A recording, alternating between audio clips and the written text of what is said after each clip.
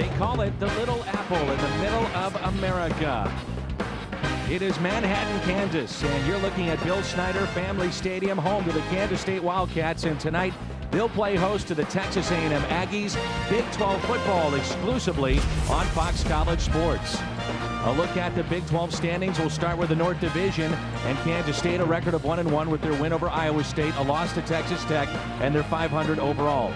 Meanwhile, in the South, it's been a rough start for Texas A&M in conference play. Overall, a game above the 500 mark at 3-2.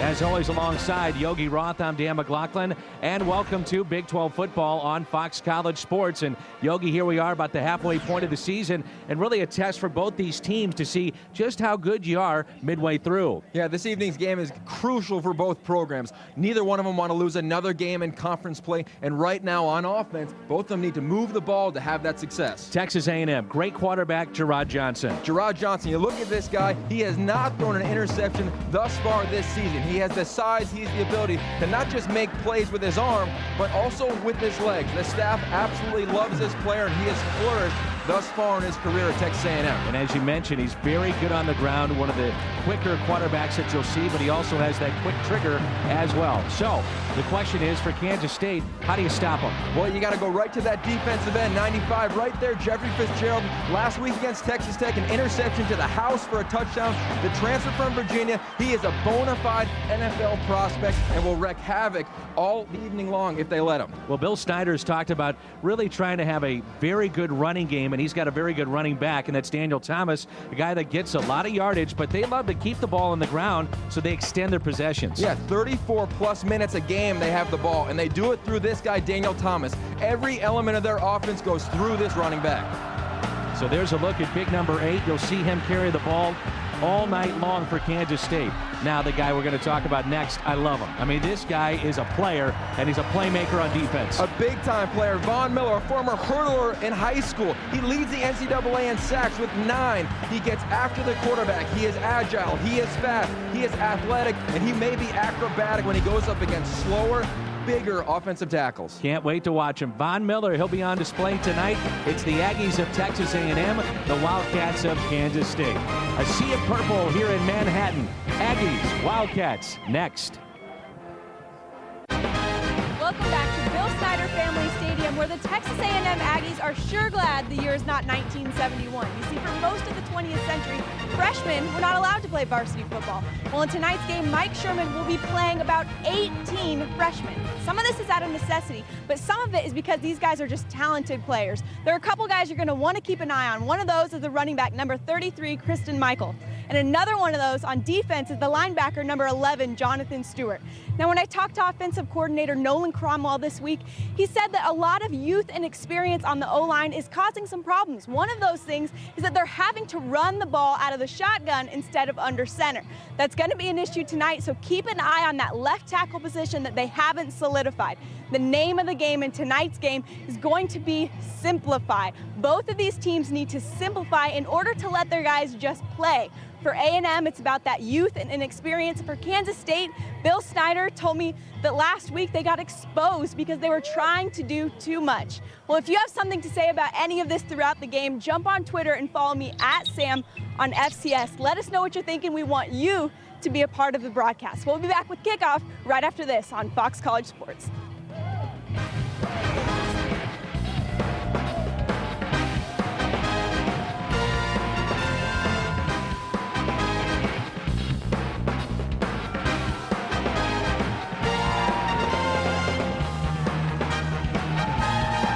Big 12 Live gets you highlights from every Big 12 matchup. See the big plays and hear from the big playmakers. Wrap up your Saturday night with Big 12 Live on Fox Sports Southwest.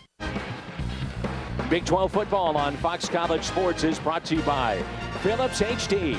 The images that move you the most are what we deliver the best. Manhattan, Kansas, the scene. It's a sea of purple.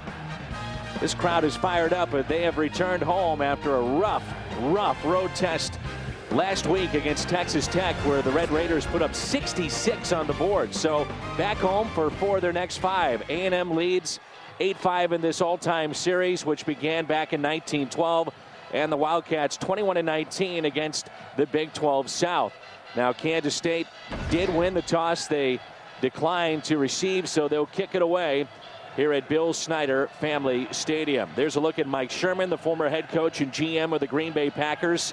Second season at Texas A&M, 59-43-0 as head coach of the Packers from 2000 to 2005. On the other sideline, a familiar face for college football fans. There he is, the 70-year-old Bill Snyder, 18th year at Kansas State.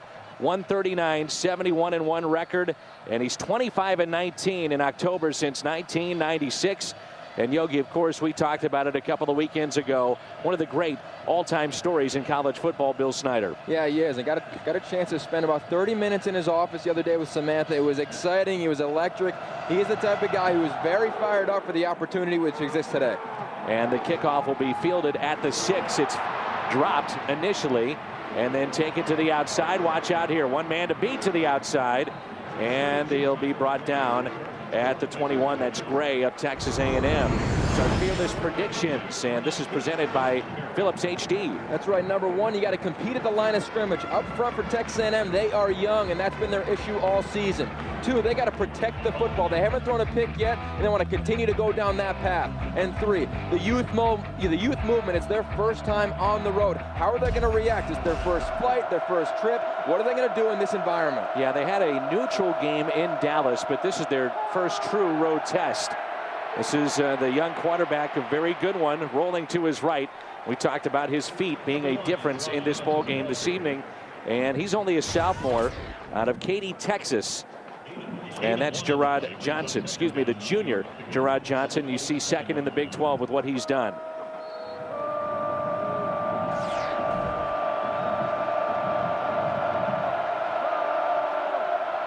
And a handoff, a short gain, and then a fumble. Kansas State says they've got it. They do. The first thing we talked about in the Fearless Predictions, protect the football, compete at the line of scrimmage. Right there, that was a loss up front, and you cannot give the ball away specifically in your own territory. Right there, it's just a simple matter of effort, and a great job by that defensive line of Kansas State of tackling the football. When you do that, good things will happen, and right now for Kansas State and their offense, they have the opportunity to have the football going in the 30-yard line in the red zone and get some points on the board early. That is only the 5th fumble and turnover by Texas A&M the entire season. So their 5 turnovers have been with the fumble. We're really sure who might start at quarterback, and I know that's been kind of a subject that's been talked about ad nauseum around here, and that's Gregory gets the start tonight. And our Fearless prediction is brought to you by Phillips TV. For Kansas State, they need to slow the game down. Their time of possession, 34-plus minutes a game, continue down that path. Win on third down, shut down Texas A&M's money players. And 3, stop the jack of all trades, Von Miller, who we touched upon in the open. And they'll hand it off. This is Thomas who cuts it up in the middle. And a short gain on second down now for Kansas State. K-State has registered 14 points off 11 turnovers, so they have capitalized, but not as much as they need to. There's a look at a young man that has a 6-year granted to him. That's Grant Gregory, and he's a guy that transferred from South Florida. His first college start was the game that we did 2 weekends ago at Arrowhead against Iowa State. He was 16 for 23 in that game. Third down here for Kansas State. Gregory, little play action, fires and caught inside the 10 and a first down. That's Banks, the speedster. First and goal now for the Wildcats. That is a great job by the quarterback when you look at what he can do. It's a simple play action. His read is low to high. He looks to the flat first. If he has it, takes it. If not, take a peek to number 83, Banks, dealing on the corner out. He said his favorite route is throwing a corner, and you saw that early in the game and expect to see it again. Well, Banks third in the Big 12 and 15th in the NCAA in all-purpose yards. 6-0, Kansas State. Thomas, and just like that, a 7-yard run, and the Sea of Purple loving it here in Manhattan. Got a chance to spend some time with Grant Gregory earlier this week, and he said it's important we get off to a good start. Not only throwing the football, but running it. And Thomas is the man that can do it. Every element of this offense will go through number 8, and that has occurred thus far in their first drive, which was a scoring drive. And Kansas State and their faithful, they are fired up at Bill Snyder Family Stadium. So 4 plays, 29 yards after the turnover by Texas A&M. Extra point up and good. Daniel Thomas, the former JUCO quarterback, signed with Kansas State in 2008. He's now in their backfield. And the Wildcats, with his 7-yard run, lead it 7-0. Daniel Thomas is a load, 6'2", 230 pounds. He makes it 7-0 with his 7-yard touchdown run. Kansas State 2-1 this season when scoring first. And there's a look at the recap. 4 plays, 29 yards.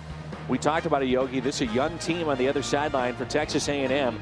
That really comes into play, and all of a sudden you've got 60 to 65,000 into this game, and you're trailing now 7-0. If you're a young team, not only 18 freshmen starting, but 35 players out of the 73 that have played thus far made their debut some point this season. For a young team on the road after 2 losses, you've got to show your resiliency and your poise in an environment like this. And the kick will be taken at the 6-yard line. Big hole down to the outside, and then collapsing there inside that 25-yard line at the 22, and a return of 15 yards for Gray. So let's take a look at our lineups and who stands out on that big offensive line. Well, you got to look right to the middle there. Kevin Matthews, the senior. He's got the lineage. The Matthews name has played all throughout the National Football League in a variety of decades. At the receiver position, you really got to like their freshman, number 7. We'll be calling him Easy all night long because he's making it look easy as a true freshman for A&M. Working from the shotgun now, and you mentioned Kevin Matthews starting his 18th straight game. Dad, grandpa, uncle, cousin, all played in the National Football League up front. They want to throw again to the sideline. Oh, it's almost intercepted. Great job defensively. And that was Joshua Moore who almost picked it. When you're looking at this quarterback, Johnson, he has most of his success throwing to the outside, those outside lanes. And right now, you're looking at number 4, the corner for Kansas State, getting a good jump on the football. Obviously been told that all week. And there he is again. Nice play defensively, Joshua Moore. And by the way, let's go back to Gerard Johnson. He's thrown now 213 passes in 2009, the quarterback for Texas A&M. And with one more attempt, he'll break Todd Reesing's Big 12 single-season record of 214 without an INT. So it gives you an idea. This guy protects the football. He does a nice job, and he's getting more and more comfortable in this offense. Remember, it's West Coast concepts in the spread offense, a very unique element in the Big 12. From the shotgun to the sideline, and it is caught, and a first down picked up by Texas A&M. Catch made by Matt Wykes, the 6'2 senior out of Conway Springs, Kansas. Defensively, who stands out for you up front? Well, at number 95, Jeffrey Fitzgerald, the transfer from Virginia. He has wreaked havoc all season long and is finally coming into that leadership role on that defense all across the board. And you see the secondary. Joshua Moore, very good one. They'll run the football, the no gain that time for Texas A&M as they picked up that first down. They're trailing now 7-0, and we're just underway here in Manhattan, Kansas. When you're Mike Sherman and calling these plays on offense, you love having your quarterback, because as you saw 2 plays ago, he can make every throw. To throw across your body on a comeback route, about a 40-yard play entirely, is not easy to do. This is Johnson again from the shotgun. Watch out. Over the middle, incomplete. Looked like they blitzed one of the linebackers, causing a little havoc up there, and he was trying to get Jamie McCoy. Now, McCoy, who wears number 4, is listed as a tight end, but the last couple of weeks, Mike Sherman has put him in the backfield and even has given him the ball as a fullback. Yeah, it's a role that he loves. Remember, he came in as a dual threat quarterback, as a true freshman, moved to receiver, and now he's in that hybrid position. Johnson to throw to the sideline, almost intercepted again. And that was Joshua Moore. How about Joshua Moore? He's ranked as the 5th best tackler in the Big 12 in conference games. in 2008. Had 57 tackles in the Big 12 last year. He is their best and most experienced corner by far. He makes a lot of plays, and he almost made 2 early picks in this game. Well, when you kick it away, if you're Texas A&M, you get concerned because Banks is back there, and he has got all-world speed. He wears number 83. It's a short kick. Banks comes up to field it. He touches it. That's a live football, and there's a flag on the play as well. Looked like the A&M cover guys got a little too close to the return man on that one. Almost down at the 23-yard line. There's a flag on the play. First 2 games of the season, the Aggies were assessed 30 penalties for nearly 300 yards. Kick catch interference. Number 3. 15-yard penalty. First down. And since then, they've only been penalized now 16 times. For Mike Sherman, who of course has that pro background, and we take a look here for Banks. Sometimes when you're a young team on the road, you get a little giddy, you get excited, you want to shut the crowd up, you want to come out and do things that are maybe outside of your element as a player. You have to just play the game. Do what you've done all week long in practice, and that is what Mike Sherman is telling all of his young players as they're kind of have to withstand a few issues early on in this game. Gregory swings it to the right side. And a pickup of 4 on the play, going back to Mike Sherman. Now 7 of his 10 assistants have NFL playing or coaching experience. So as I mentioned, very much a pro style for Texas A&M. The lineup's presented by HD, who stands out up front. Well, up front, they've got a lot of big guys that have played a lot of football, but that center, Wade Wilbert, he does a nice job. The transfer from Butler County Community College. So there's a look at the starting lineup for Kansas State. They lead it 7-0 following the early turnover. Gregory with 2 men in the backfield. They're showing blitz. He'll swing it out to the left flat. Nice catch. Sidestep. Still on his feet. Picks up the first down. Boy, that's the quick feet there of Thomas. And we talked to Mike Sherman, and we asked him about Daniel Thomas. And he said he has good size, great feet, and great vision. Well, we saw the feet there. Oh, yeah, and remember, he came in as a quarterback. He's not a traditional running back. And to be Gregory and make that swing pass, you've got to put it right on his front number just for your average back. But you have a little wiggle room with the athlete that Thomas is.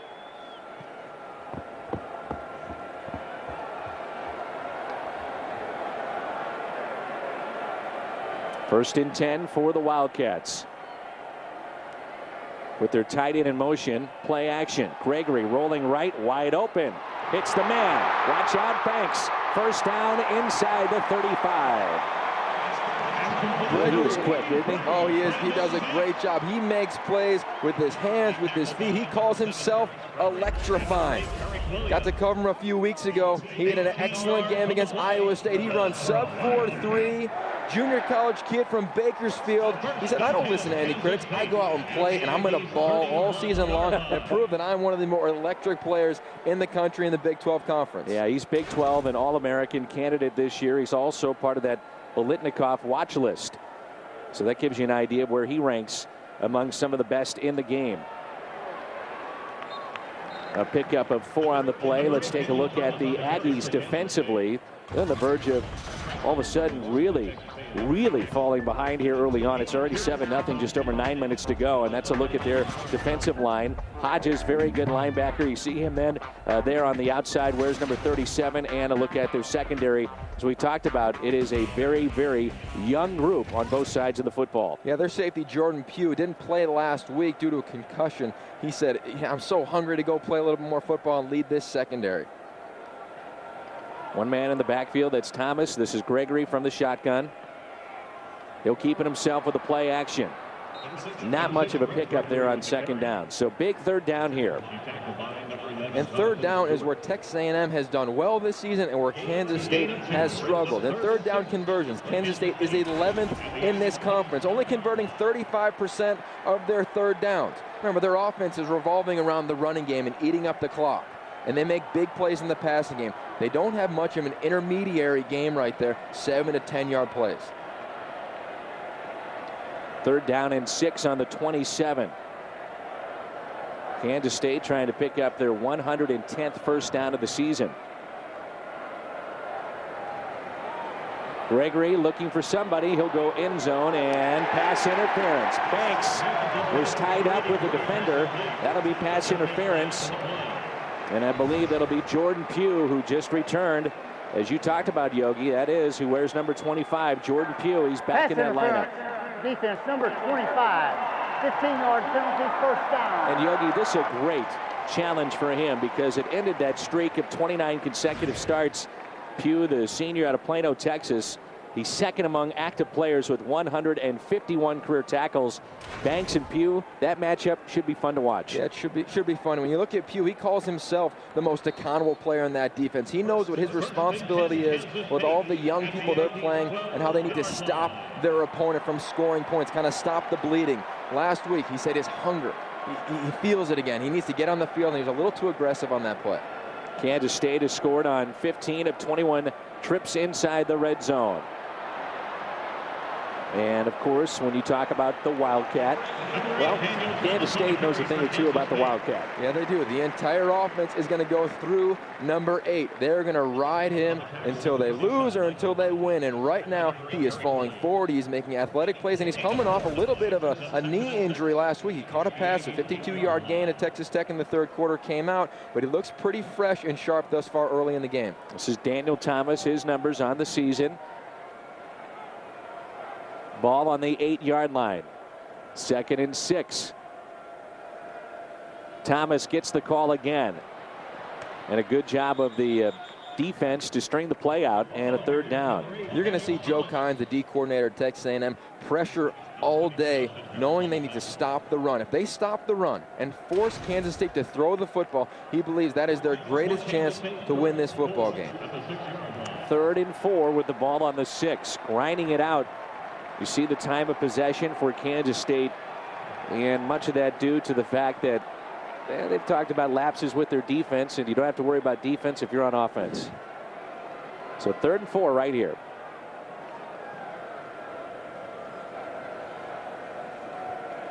Gregory to throw. Looking, end zone, and incomplete. Trying to hook up with his tight end, and now Bill Snyder has a decision here, and I'm sure at home, already up by 7, he'll take some more points. Yeah, and this has been their issue all season long, though. They haven't been able to finish drives. They've gone inside the 20 numerous times thus far and had to settle with a field goal or a missed field goal. Their kicker, he has not had a very successful year. Josh Cherry, he's only 2 for 7 on the season, so this is not a guaranteed 3 points right now. Yeah, his first career field goal was just this year against UCLA, and that was a 26-yarder. The junior Cherry, the kick is up, and it is good. 10-0, Kansas State. Quite a start. Back at home at Bill Snyder Family Stadium. Wildcats 10, Aggies nothing. Big 12 football on Fox College Sports. Wildcats a 10-0 lead here at home. If you're looking for the inside scoop on your Kansas State Wildcats, find it all at kstatefans.com and immediately access news, inside info, and all the latest on recruiting. Check out kstatefans.com right now. We'll check in with Samantha momentarily, and Yogi, I know you pointed this out, and it's been a concern for the coaching staff of Texas A&M. Their quarterback, just getting set and making throws. You're a former quarterback coach. It's something you always look at. Yeah, when you look at Johnson, he doesn't really set his feet on all of his throws, but it's nothing to be paranoid about. They know that happens, and in fact, they don't mind it because it allows him to play within his game and utilize his feet and his mobility. So they'll kick it away. It's a 10-0 lead for Kansas State. Fielded at the 9. And brought down at the 25. So Texas A&M trailing 10-0. We'll have it on offense. Let's talk a little bit about their defense with Sam. Sam, what do you have? Guys, if you remember when we sat down with Bill Snyder yesterday, we asked him what you do about Von Miller, and he said, well, maybe he'll be in violation of something and won't be able to play. Now, obviously, he was kidding, but so far the story has been that Von Miller hasn't been much of an issue. They're sliding that line to him, doubling him. Every time he's coming, they're running the play the opposite way. So far, so good. Back up to you. Okay, Sam, thanks. He's on pace for 22 sacks this year, so there's no doubt when you game plan, you watch out for Von Miller. Little play action, nicely done out of the backfield. Oh, almost a tremendous catch. And sidelined by Kansas State. It's incomplete. It'll be 2nd and 10. Again, that's what you're talking about right there, the happy feet of Johnson. Yeah, and that's when you do that, balls are going to sail on you or they're going to tail and fall into the dirt. And right now, thus far this evening, the balls have either been too high or been too low because he hasn't set his feet. There's nothing wrong with getting out of the pocket, but when you do, be quick, but don't be in a hurry and set your feet and make a throw. 3 wide receivers to the top portion of your screen. Changing plays here. Play clock is at 5. A handoff, and they'll go nowhere. Number 43, Tristan Michael on the carry. Tackle for loss by number 97. Bada, who is 6'4", 300 pounds, shed his man here and made the play. Yeah, and you'll see right now, the reason they ran this play is Tannehill's in the game at receiver. And whenever he's in at wide receiver, the former backup quarterback, or the current backup quarterback, the former quarterback at Texas A&M, they usually throw to him down the seam. They tried a little trick creation, didn't really work with the run. So 3rd down and 11 here. Johnson flush from the pocket. He'll be brought down. And the sack inside the 10. Jeffrey Fitzgerald is a senior transfer. He sat out of last year for K-State, transferring from Virginia. He was a freshman All-American in 2006. Right now, the quarterback Johnson is not finding any rhythm. And defensive coordinators Chris Kosh and Vic Koenig, they came from Maryland and Clemson, where they pressured a lot in the ACC conference, especially when you see a new quarterback who can run. You do not want to give him lanes and sit back in coverage. You want to attack him, and that's what they've done thus far in the first quarter. Now Ken Wood has to kick it away, and it was almost blocked. Banks with a lot of room here. He'll field it at the 45. Watch out. Oh, what a block. There he goes. And then he is wrapped up and brought down via the helmet. And so that's an easy call and a flag on the play. What a hit, though, on the return. They have not had much success in the punt team for Texas A&M. They've tried the rugby. They've tried your traditional punt. They have not had success. And when you kick it and it bounces, if you give the returner the chance to pick it up on the bounce, look out. That's when big plays happen. Personal foul, face mask, number 26. Half the distance, oh, 1st down. We could see that up here. Ken Wood. And you'll see it once again. That was the punter, Ken Wood. The face mask in a vicious tackle. And a return that time of 23 yards, but with the penalty, it'll now be 1st and 10. And the ball is on the 11. What a start here for Kansas State.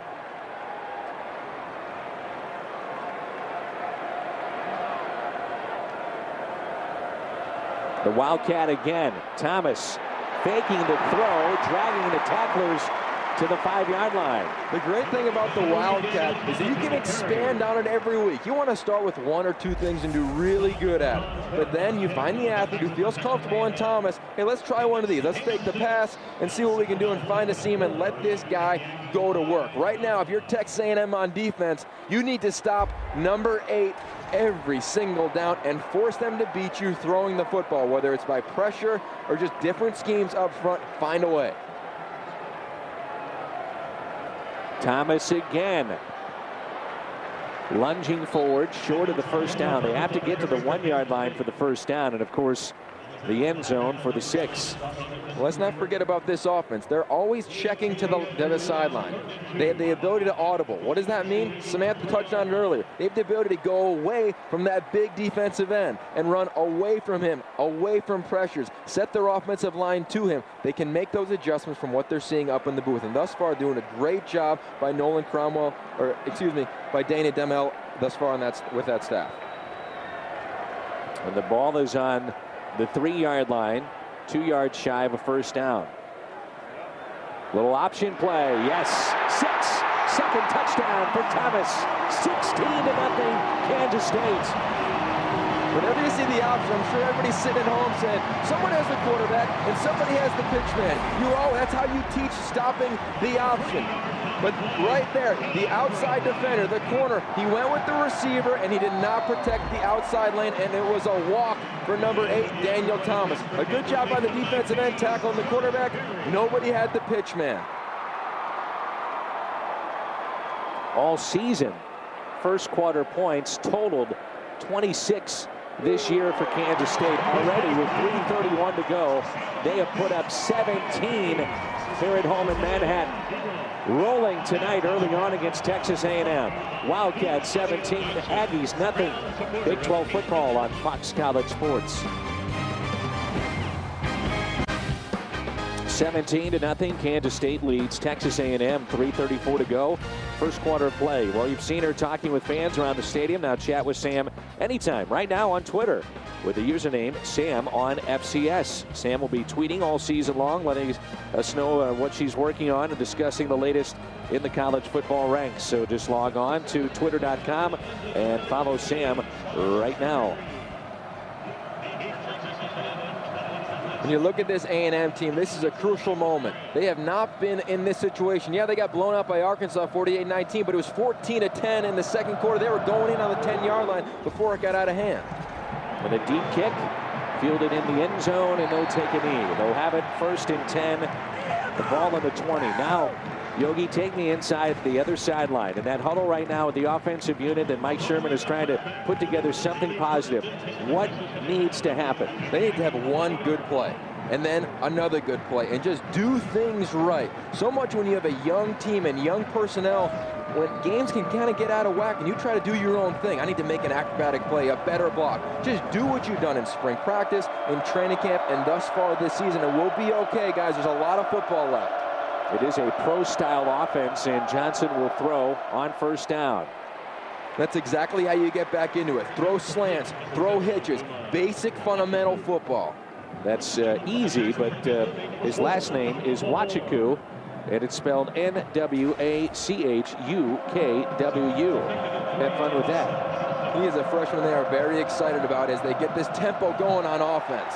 He had 4 touchdowns against Utah State. 2nd down, they lost a yard or 2, and this crowd will come alive once again on 3rd and probably about 3, maybe 4. Right now in this offense, you make a completion, you want to come right back with the next play. Remember, A&M, they're averaging 86+ plays per game. They've got to find the rhythm. And quickly, they'll pick up the 1st down on 3rd down. They sped it up that time. Yeah, they did. And that running back, that true freshman, Christian Michael, he has the ability to do that. Give him the ball. They're very excited. The number 4 rated back coming out of high school, who has kind of found his role in this offense a little bit more every week. The 73 players have seen game action this year for Texas A&M. You see the total yardage. All Kansas State so far. 2.5 to go, first quarter of play. Whoa. Right through the middle and a big-time hit. If you have a high-tempo offense, you got to get the next play, get in the line of scrimmage, and let's go. If you're looking at this young team on Texas A&M, they're hanging their heads a little bit after they get hit in the mouth. When that happens, you've got to suck it up and play a little tougher, play a little more football. And for these young guys, it may be the first time they've been in this environment, down 17-0. They came from programs where all they did was win and have success in high school. They've got to follow the leadership of their staff and the seniors on that offensive line. There aren't many of them. John Hulick with the stop, the linebacker. His 36th career game tonight. Over the middle, and the catch is made. He fired it into traffic. That's a good job. The catch made by the young man that we've talked about as well, Jamie McCoy, who's a tight end, also slash fullback. Now watch the quarterback here. He sees his read, he goes through his progression, he sets his feet and makes a throw. A strike to number 4, a player they love to utilize, who has the ability to score anytime he touches the rock. He's on the Mackey Award watch list. And on 3rd down, they'll come up short. And we've seen that. Mike Sherman on 3rd down, Yogi, wants to speed it up and not let Kansas State maybe get set defensively with substitutions and also not let the crowd come into it. And that time it didn't pay off. No, it didn't. They tried to get the edge, and they tried to do it against Jeffrey Fitzgerald. It's not going to work, especially if you try real quick, unless you're bringing a receiver in motion to just trust your right tackle to get his hands on that monster defensive end. You're not going to win that battle all the time. What a good punt this time. Backing up Banks to the 11-yard line. Here he goes. And he's still on his feet. Still on his feet and almost broke it. So Banks, a short return. And college basketball fans, it is here as the college game started last night for many teams. And it's your chance to win a trip for two to the U.S. Virgin Islands this November. It's the Paradise Jam. FCSParadiseJam.com to enter your name in the 2009 Paradise Jam sweepstakes. One lucky winner will win a 3-night trip for two alongside complimentary transportation and some spending cash as well. Not to mention tickets to all the Paradise Jam ball games. And it's where hoops meets heaven. And trust me, it is. We were at the Virgin Islands last year, and there's an injured special teamer there for Texas A&M. And I believe that is Sean Porter. And it is. Sean Porter is down. He tried to get up, and the staff told him to stay down. But going back to the Paradise Jam, we had UConn there last year, San Diego, Miami, and Wisconsin, some of the top teams in the country. And hope you can join us. Porter took a shot right there, a clean shot, but one that never feels good as you don't see it coming. And out of nowhere, the freshman gets welcomed to Manhattan, Kansas in a rude way. So with 36 seconds to go, Kansas State with a 17-0 lead. They'll have the ball deep in their own end. And again, if you'd like to find out more about the Paradise Jam and to get tickets, FCSParadiseJam.com. FCSParadiseJam.com. So Porter is up, and that's good to see. He's just shook up. Yeah, he is. Now, if you're Kansas State, you need to be happy with obviously how you're running the football, but also Grant Gregory. He is managing this game, making throws when he has to, getting the play in, keeping this offense very rhythmic while still doing what they've set out to do, which is chew up the clock. Don't let that defense tee off with a bunch of pressures and take advantage when they want to bring a little heat.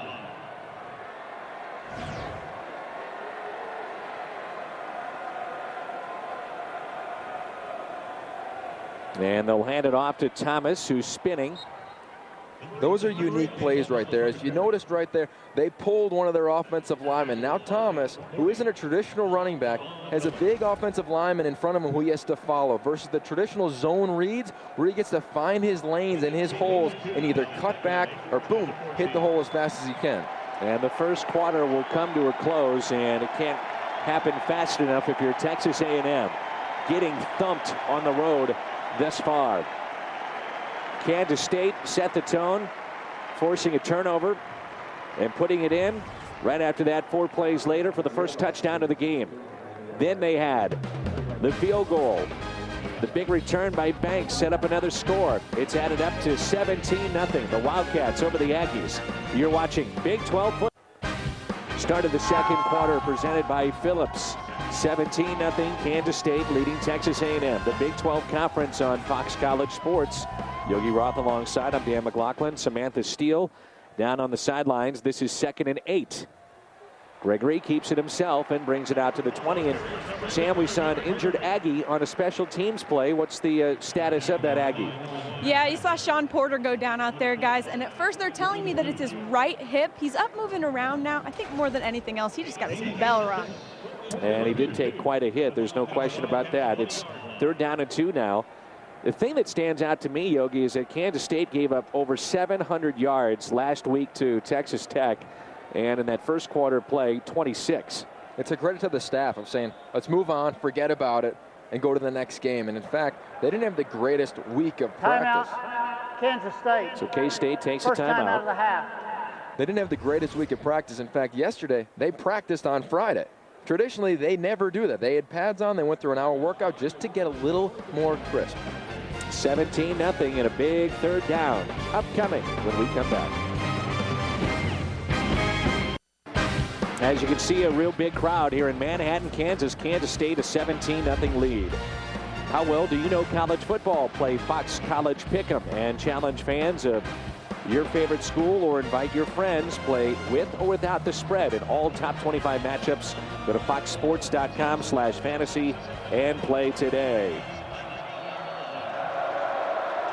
Aggies will start on their own 19, trailing by 17. Play action, good time here, looking deep. Incomplete. You mentioned that during the break for Mike Sherman, this is really even though he's down by 17, on both sides of the football, this has been a pro-style type game. Yeah, it is. Grind the football, pound the rock, take a few shots down the field just to stretch defenses, win the game with your defense, and see if you can have some success offensively. This is where him and his staff feel comfortable. Remember, that staff of his, 47 total years of NFL experience. This time they'll hand it off on second down in a short pickup. Now, we talked to Mike Sherman about this weekend and about facing Bill Snyder. Interesting, he said, when I was watching Coach Snyder's teams, when I was in Green Bay, GM and head coach, we go through draft meetings, and he said one thing that always stood out: good special teams, hard-nosed players, and quickness. And Bill Snyder's trying to get back to that point again.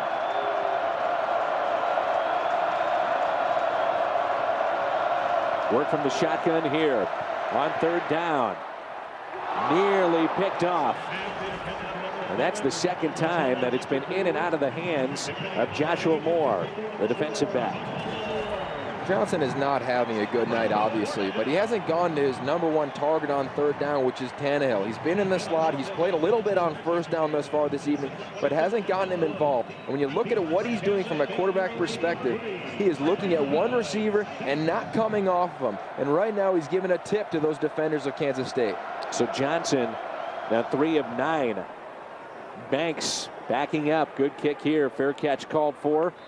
And taken at the 33-yard line. Big 12 football from Manhattan, Kansas. The Wildcats have it when we come 17-zip. Kansas State on top and with the football, looking for the inside scoop on your Texas A&M Aggies. Find it all at AggieWebsider.com and immediately access news, inside info, and check out the latest recruiting news. Check it out, AggieWebsider.com right now. It's a good site. They love their site. They love their defensive end. They said after every sack, they want to hear us saying he seals the deal. But thus far, Von Miller has not done much. And a flag on the play, bottom portion of your screen.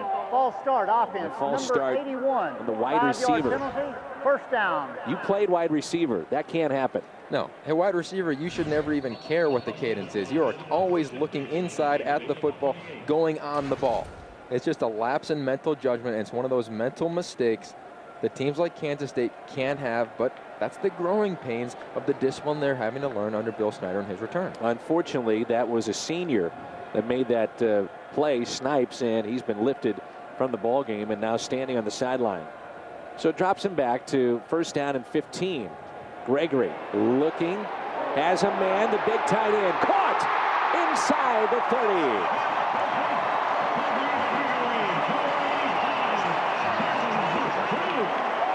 Jaron Mastro, the tight end from Beaverton, Oregon.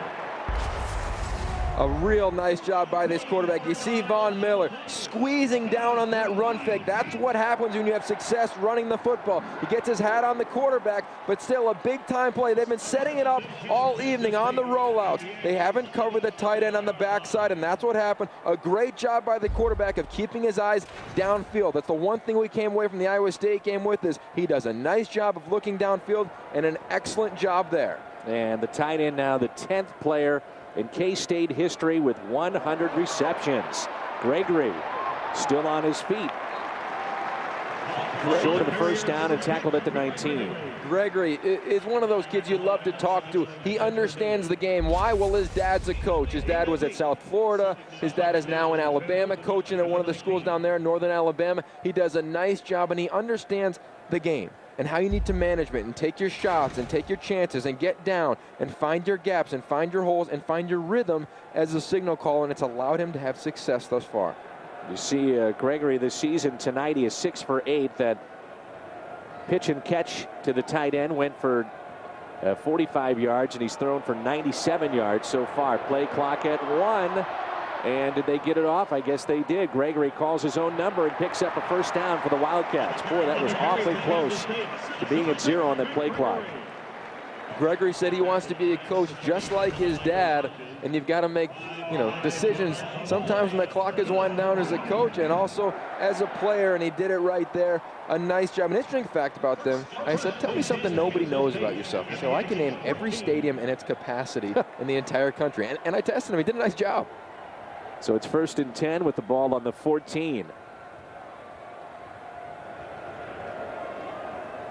Gregory again keeps it himself. We weren't sure. I mean, the big talk, at least offensively with Kansas State, has been either Carson Kaufman, who's a quarterback, and also Grant Gregory, who is a 6-year senior. Bill Snyder trying to rebuild a program. Do you go with a younger guy? Do you go with a guy that will not be here next year? But Bill Snyder said, look, we're trying to win games this year. And Gregory's mentally tough. He said he didn't know until an hour before the game in the Iowa State game that he was going to start a quarterback. We didn't know even 5 minutes before the game who was going to be the starting quarterback. They don't want to tell people, and he said, hey, make it competitive and see how he does, and we'll evaluate it from there. Thomas, touchdown. 9-yard touchdown run for Thomas. And what a first half he's had for Kansas State. That offensive line is having their way up front right now. I think you and I could have followed that hole right there and scored. And this is what sets up when your quarterback has had some success running the football. Now you've got to defend both sides of the field, and up front at defensive end or defensive tackle, you do not want to have to think. You probably have a difficult time doing it anyway when you're a D lineman. You do not want to have to think. You want to react and make plays, and that right there is an absolute instance of where the coordinators did a nice job of setting up plays and understanding what to call. Daniel Thomas, 13 carries, 54 yards, and that one, folks, his 3rd touchdown, and we still have 8:19 to go in the first half. 24-0, Kansas State here at home, and a big lead here in the 2nd quarter.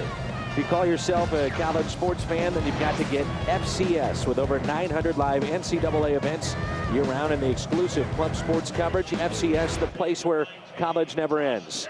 To get FCS, number to call, 877-2GET-FCS, or visit us online, foxcollegesports.com. Again, foxcollegesports.com or 1-877-2GET-FCS. 5 plays, 67 yards, only took 2 minutes and 29 seconds. Mike Sherman and his sideline with a young team. You're down by 24.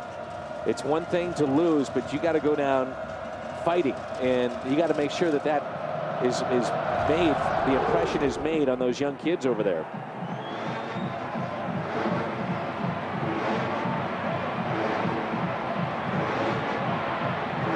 And a return out to the 32.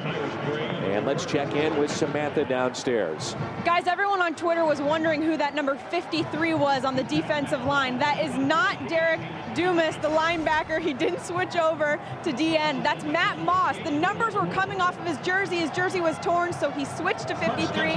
Now Dumas is wearing number 12. Back up to you.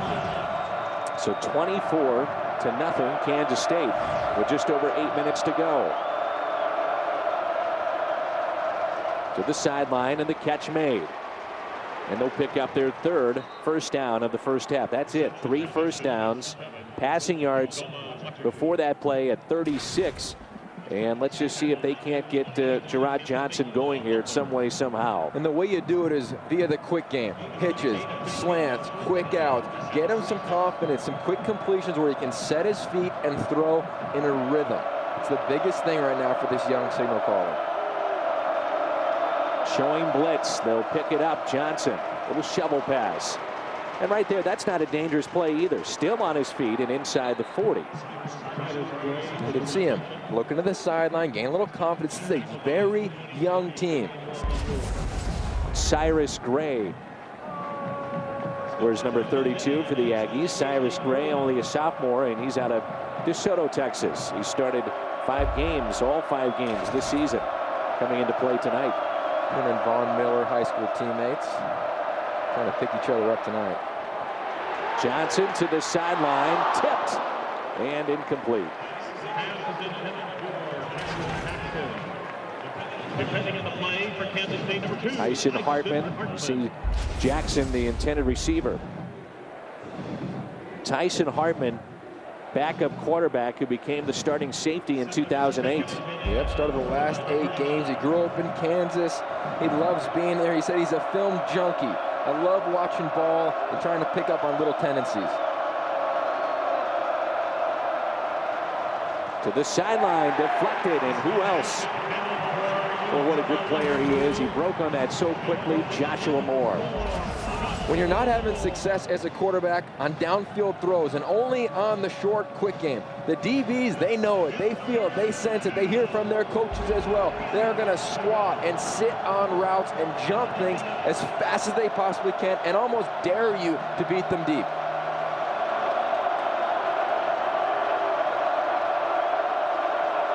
They are 2 for 6 on 3rd down. To the sideline, in and out of the hands of the intended receiver. That was Brandel Jackson, and he's a freshman from Texas. Hit a TD against Arkansas, but you got to make that play. Help out your quarterback. If you're a receiver, the unwritten rule is if it touches your hands, it's a catchable football. And when he makes a great throw from one hash all the way to the other sideline, help him out, man. He needs a little help right now. Make that play. 4th down. They are 2 for 8 in this spot this year. He could take it himself. With a little room, can he get to the 1st down marker? Still on his feet. It'll be very close depending on the spot. I think he got it. A nice job by him tucking and running. But I love the call. Mike Sherman, he calls the offensive plays for Texas A&M. And he's going to take risks, and he can feel his football team. He needs to give them something positive, let them know that they have got the confidence in you. And right now, the QB tucking and running is infusing that offense. So they get the 1st down. Johnson over the middle. It's picked off. Receiver just quit his route, it looked like. And Texas A&M has turned it over. Tannehill was there, and then the interception. And this is Hartman with the interception. He just stopped his route. Yeah, I don't know if Tannehill thought it was just going to be a simple 10-yard stop route, or he was supposed to break it to the crossing route, which he did not do. You wouldn't think they would be on a different page considering they sit in the same meeting rooms. Tannehill is the backup quarterback, Mr. Everything. He is their 3rd down specialist at wide receiver. And the streak, just like that, is broken. So the first interception by Texas A&M, which they've given up the interception, and now they'll stick with the Thomas on the ground. 6.5 to go here in our 1st half of play. Thomas, a big 1st half. Daniel Thomas, 13 carries, 54 yards, and 3 touchdowns. If you're A&M right now, you got to continue to pressure. Bring pressure everywhere. Try to see if your corners can match up on the outside one-on-one against these receivers and make Kaufman beat you down the field. Make him beat you in the outside lanes, down the football field, but you need to corral this back right now. Boy, that was huge, though, the interception. They finally had a sustained drive, and they turned it over. Another 1st down picked up by Kansas State as they'll move inside Aggie territory. That's the 4th time they ran that play. It's called a waggle pass. Why? Because you sell the run to the left and roll to your right. And right now they have gone to the right every time with this quarterback, Gregory. He likes rolling to his right. Watch him set his feet, take the first option, give it to him, and let him get up the field and rumble for a 1st down. It's Braden Wilson, and he's only a freshman for Bill Snyder's club. He wears number 37 there. You'll see him in the backfield at times, as he is right now. Deflected. And there's our guy, number 40, Von Miller. The first time we've really called his name when he's done something positive for that defense. Kansas State, they've done a good job of kind of isolating him away from where they're running plays and throwing the football. Right there, he shows his athleticism. Remember, high school hurdler. This guy, he looks like he can play every position on the field. The strength coach, Dave Kennedy, absolutely loves his personality, his work ethic, and everything that this young man is all about. He can get bigger, too. He's 6'3", 240. They think he can put on another 20, 25 pounds and not lose his quickness. Now, sometimes he'll line up in a 3-point stance at the top of your screen there on his feet, ready to rush, and here he comes. They double on him, but they'll swing it to Banks. Look at those feet. How quick is that? Thanks. He's part of the big three they call around here at Kansas State, averaging 12.2 per reception. His best attribute is when he catches the football, he has the ability to shift and get upfield. Catch it and get upfield. Doesn't dance a ton at receiver. In the return game, sometimes he does, but at wideout, he likes to catch the football, get upfield, tuck it, get as much as he can, and he's not afraid of a little contact, even though he's a little guy at 150 pounds. He loves it, he says, when guys bring up his weight. 150 pounds. He's one of the 3 lightest players in all of college football. I mean, and when you're one of those individuals, you have a chip on your shoulder, and you have something to prove every week. Timeout, Kansas State. This is a 30-second timeout. So Kansas State takes their second timeout of our first half of play, and they are dominating 24-0. It's 3rd and 1 here, and you know, Bill Snyder wants to add on after seeing 66 put up against him just a weekend ago. Yeah, Samantha touched upon it in the open, keeping things simple. And offensively right now, that's what they're doing. They're running their zone reads with Thomas. They're allowing their QB to run the football, and then simple play-action passes and seeing what's in front of them and dropping it off there. Bill Snyder, one of the elite coaches ever, and this is the most wins since 1990. Active coaches. Bill Snyder, of course, stepped aside briefly, but he's in that top 6 as Mac Brown added to his total at 187 today. The Longhorns in a huge game defeated Oklahoma 16-13. Thomas picks up the first down. You think about the Big 12 as a whole, you know, Texas going for a national championship. Sam Bradford back today for Oklahoma, re-injures his shoulder. Already 3 losses now. When you talk about the national picture for Oklahoma, it's going to be a down year, there's no question. Yeah, when you look at teams around the country, no matter what's on the front of your jersey, the bottom line is you turn the ball over, you'll probably lose, and how does your quarterback play? That is absolutely huge. And every big-time team around the country, or really any team at all in the country, if their quarterback's gone down or hasn't played well, they've lost. It's a simple theory. And Grant Gregory, the quarterback for Kansas State, has played well tonight. 8 for 11, 124. Play action again. This has been pretty simple, hasn't it? As they go with the tight end, his 101st career reception. But a lot of play action and, you know, just trying to make sure that they keep the defense on their toes, misdirection, those kind of things. Exactly right. I mean, the scheme is pretty easy. Run the football, run it with success. If they try to stop if they try to stop you from running the football, go to the play action game, and that's what they've done. Now, what their quarterback has done is only rolled out to the right, something they did not do when Kaufman was the quarterback. They went both ways. This will be 2nd down and 3. Ball on the 27.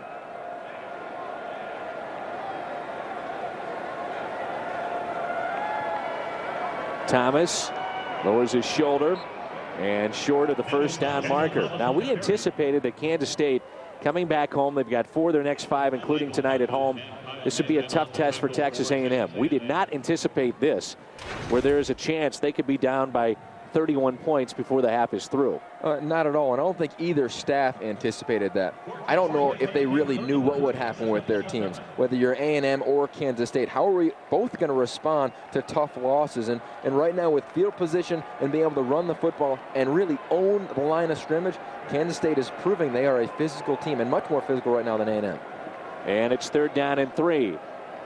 Gregory keeps it himself, lunging forward. We'll see where that spot is. And whether or not he got it, you get the feeling, you know what the fans want. Go for it on 4th down. You think with this big lead, they probably would do so. Yeah, with their kicker not being, you know, an extravagant field goal kicker, they're going to go for it here on 4th down. And the place is going to rise their feet as they do so. But talking to Mike Kent yesterday, the strength and conditioning coach, Samantha and we got to spend some time with him.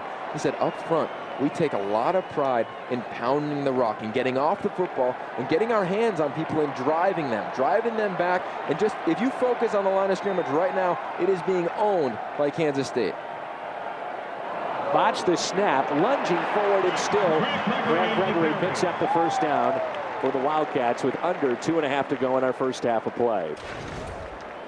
You know, and you could be sitting at home saying, wow, if I'm an A&M fan, our defensive line is just getting blown off the rock right now. But they're coming around. They're young. They're recruiting well in the state of Texas. They obviously have some defensive linemen that can make plays with Von Miller up front and even a couple of the other defensive linemen. So they're going to do all right, but right now they are getting dominated at the line of scrimmage. With that 4th down conversion, Kansas State now 8 for 13 this year. Ball on the 23, 1st and 10. Daniel Thomas, big hole. Still on his feet and then brought down inside the 15. As you talked about, Yogi, up front, they're just getting beat up. You call it a surge. What's our surge at the line of scrimmage? Right now, just check out this front right here. These front 5 offensive linemen and their surge. They're getting off the football, which they should do because they know the cadence, but they're doubling. They're climbing the linebackers and allowing Daniel Thomas, who is a big back, to roar through these holes and fall forward and gain yards after yards after yards, and they are just demoralizing this defense. Ball on the 12 after another 1st down. And movement in the backfield in an easy call. We could see that here. The freshman. Dead ball. False start offense. Number 37. 5-yard penalty. 1st down. It's Braden Wilson, who had a catch earlier. Listed as a tight end, also moving back in that fullback position. So he jumped and it drops him back 5 yards. 1st and 15 now. Braden Wilson, how about this for him? 77 points in basketball. Right. Unbelievable athlete, playing fullback, tough as nails. Pretty impressive young man. Straight out of Kansas. Just over a minute to play. Ball on the 17. Out of the Wildcat formation. Thomas still on his feet. This will be his 4th touchdown already in the 1st half for Kansas State. He's at another level right now. He is playing so much faster and so much more physically instinctive than anyone else on the football field right now, and he is feeling comfortable. Remember, he came in as a running back, or he came in as a quarterback. Now he is a running back. He is finally becoming comfortable. A few games into the season in conference play, he looks dynamic, explosive, and a big-time back for Kansas State. So 11 plays, 70 yards, took 5 minutes and 39 seconds.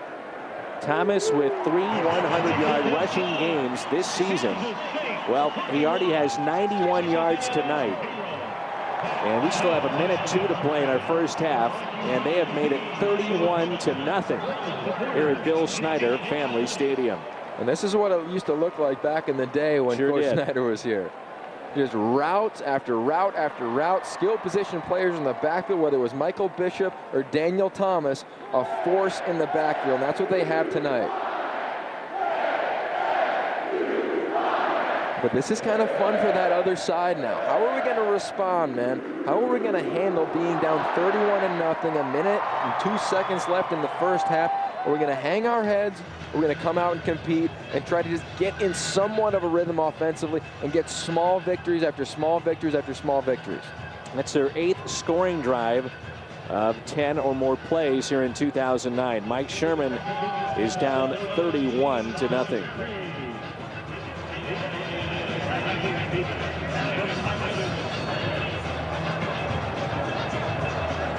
And these sidelines, they couldn't be more opposite.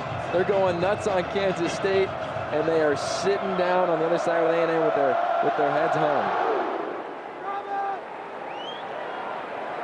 That's a live ball taken at the 10. It'll be 1st and 10 with under a minute to go, with Kansas State up by 31. And A&M has had a lot of mistakes tonight. Yeah, they have. Right off the bat, they're moving the football, and it's a fumble, great field position, and obviously Kansas State has capitalized on that all night long. The penalty on the return sets them up with even better field position, half the distance to the goal, and then the first interception of the year done by Hartman on Gerard Johnson, and that's the kind of night it's been for the Aggies. You see 4 turnovers this season, and then the mistakes that they've had tonight. They'll set up a screen here. Watch out. Whoa, what a hit. My goodness. He has been all over the place tonight. By the way, the 4 touchdowns, last time it happened by an individual. And watch this hit here. Hello. That was Josh Freeman. And by the way, Josh Freeman now in the National Football League with Tampa Bay, the quarterback. He did that against Texas A&M, ironically enough, in 2008. For Mike Sherman, you might want to just run the football and say, boys, let's regroup here at halftime. Yeah, you'd love to do that because right now, as you see, they are shooting themselves in the foot, and this young team of A&M is not handling adversity at all. Wow. 15 seconds to go. And now, if you're Kansas State, you've got one timeout left. You've got a couple of cracks at the end zone if you want them. Oh, and they're going to take them. That's a simple mistake by the back. I mean, it's a young guy, Christian Michael, a young running back. You've got to secure the football. It's all about the ball protected. That's where they've had their success this season and not turning it over. And right now, this evening, putting the ball on the turf or throwing picks is leading to A&M. Obviously down 31-0. It's going to be more, but mentally they are getting demoralized. You saw it after the fumble. A&M is jumping and running off the field. Or excuse me, Kansas State is jumping and running off the field, and A&M is slow to get up, and they are just hanging those heads on that sideline. And so this will be Gregory with 5 wide receivers, empty backfield. Feels the pressure, now to the middle, touchdown! My goodness! 16-yard touchdown reception. A great job by the tight end. Probably the worst spot on that A&M defense is the middle linebacker position. You see right there, Michael Hodges, number 37 in the middle, the tight end, as the QB steps up in the pocket, just kind of dips on him a little bit, gives him one of those shoulder moves. Instead of going underneath him, goes over the top, and a great touch pass by the quarterback. Wow, no one saw this tonight. The Wildcats here at home on a cool evening in the middle of October are thumping the Aggies of Texas A&M. That is remarkable. By the way, the fumble recovery was done by a young man that came to this program as a quarterback, and that sets up the touchdown. It's now 38-0 Kansas State. A great play call right there. Thinking they're going to run, the linebacker's playing downhill. You drop your quarterback back. He steps up in the pocket, protected well. Everything you coach, everything you teach. Tight end on a great route. Kind of dips on the middle linebacker, gets over the top of him, and wide open in the end zone. Right now, Kansas State, game plan-wise, they're doing a very nice job offensively. We should mention that next weekend we'll be back here in Manhattan, Kansas. That game will be seen on Fox College Sports as Coach Hawkins and the Buffaloes of Colorado will make their way to Manhattan. Big 12 football next Saturday, Colorado at Kansas State. Will come your way at 12:30 Eastern right here on Fox College Sports, 11:30 Central next Saturday.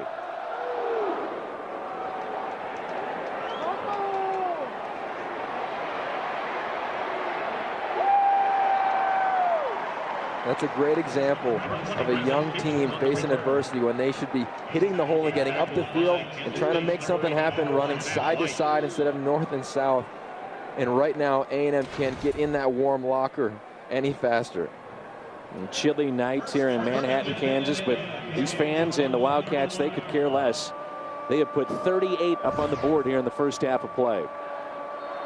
And they've done it with relative ease at the line of scrimmage, just dominating up front. Gerard Johnson hands it off, and this should be the final play of the half. And it is.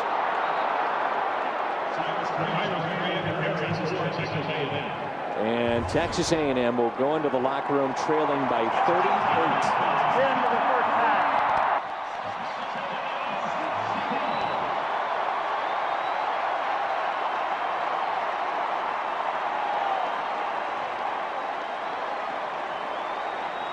Sam, take it away. Coach, I know you're not a very excitable guy, but right now the guys are making huge hits. They're making plays. What's gotten into your boys?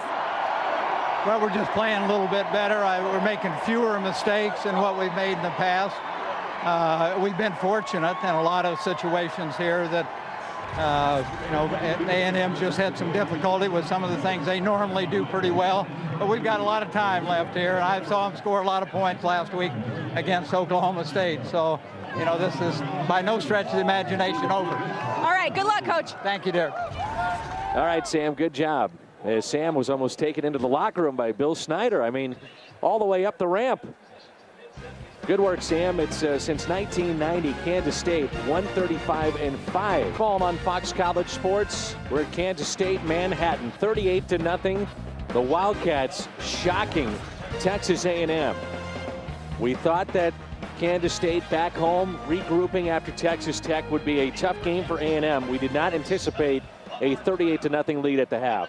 No, we didn't. They're just dominating the line of scrimmage right now, running the football and doing whatever they want on offense. And defensively, for Texas A&M, they can't stop anybody. They can't get anything going. And the kick will be taken by Banks inside his own 5. To the 15, to the 20. Look out. There he goes. One man to beat. Cuts it back in. There he goes. He's going to score. And the second half starts just like the first half. All Kansas State, 96 yards on the first play of the second half for Brandon Banks. Are you kidding me? His third return of the year.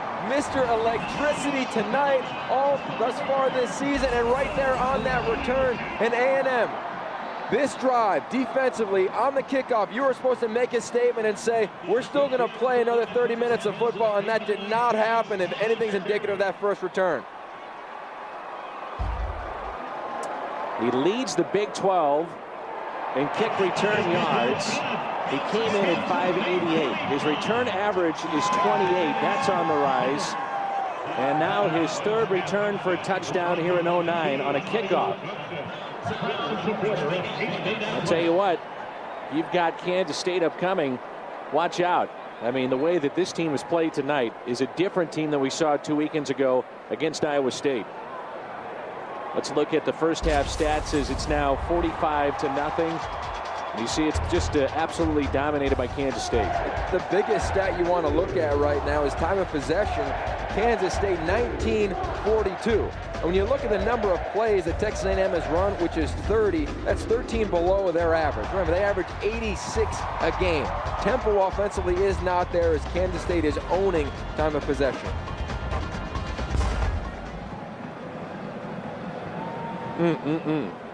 Unbelievable right now. Well, you coached with Pete Carroll at USC, and you've been on the sideline just like Kansas State has, up big a lot of times. Yeah, and when you're up big, you're telling your guys in the locker room, it's not over. We want to come out and make a statement that we play a full game because we probably haven't done it thus far this season, and Kansas State hasn't.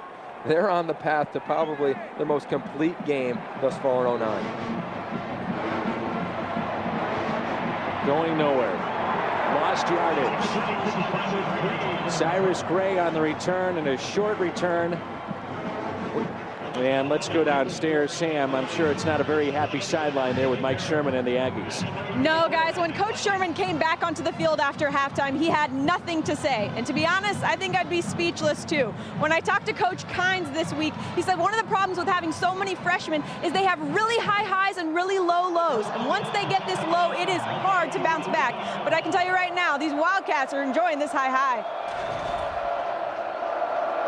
45-0, showing blitz here. Brought down inside the 10 at the 8. That's Calvin, the big man. They are dominating every element of this football game. Offense, defense, special teams, you name it right now. And when you're a young player, you need to do things right consistently. And right now, as you see this comparison on plays and time of possession, that is not the case for Texas A&M.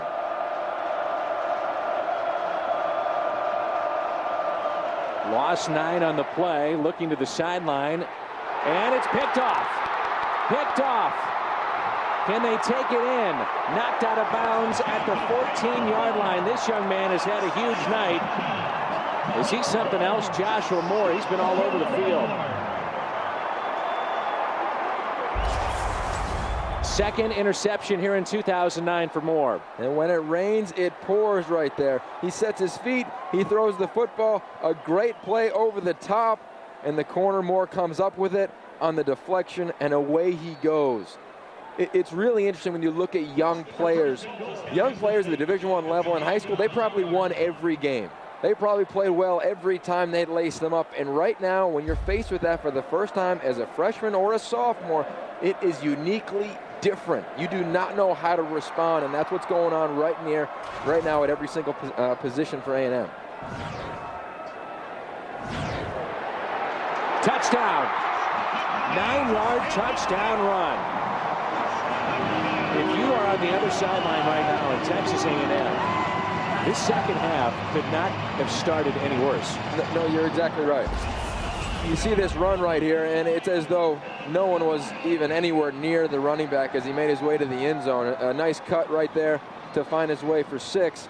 But right now, remember what's going on at A&M. They're trying to change a culture, and when you do that, you need to get your players to develop a different mentality, a winning mentality, and expecting to win process and expecting to win mindset. And right now, when things go bad, things can get really bad and very ugly where you almost, now you know you're going to lose. It's a tough situation. It's ugly now, 52-0. You're watching the Big 12 on Fox College Sports. Got a long way to go, and it's 52-0. Gregory and the Wildcats rolling tonight over Texas A&M. And you can stay updated on everything FCS is working on this season by following us at twitter.com/Fox College Sports. From programming info to college sports updates, follow us on Twitter. What a difference a week can make. Kansas State just last weekend lost 66-14 at Texas Tech. And tonight they have a lead of 52. Wow. We should mention, by the way, Yogi, that we'll be here next weekend. And that'll be an 11:30 kickoff Central. It'll be Kansas State against Colorado. The Buffaloes, they really need a big win for Coach Hawkins and that program, just like a Texas A&M team does. Well, at the half against number 17 KU, they lead them 24-3. So you're talking about the potential of having a huge matchup with Kansas State coming off what will be a win tonight. At home, you know that their crowd, because of Bill Snyder being back and a huge win tonight by a wide margin, they're going to be interested to see how they come out next weekend. And then you have Coach Hawkins and the Buffaloes coming off one of their bigger wins in recent history if they can hold on and beat a top 20 team. Yeah, it'll be exciting to watch those athletes match up against each other because I think Colorado can match up with Kansas State. Are you seeing right now that Texas A&M, it's almost like they're tiptoeing right now on the field. It's not hitting the hole and looking for contact. You're exactly right. You need to trust your coach. You need to trust your vision. And right now, they're not doing anything like that under the sun. Remember, as you see the quarterback get under center, this is a shotgun-oriented offense. That means they throw the ball a large amount of time as he drops back right now. Yeah, they'll do here, and he'll be brought down. Another sack.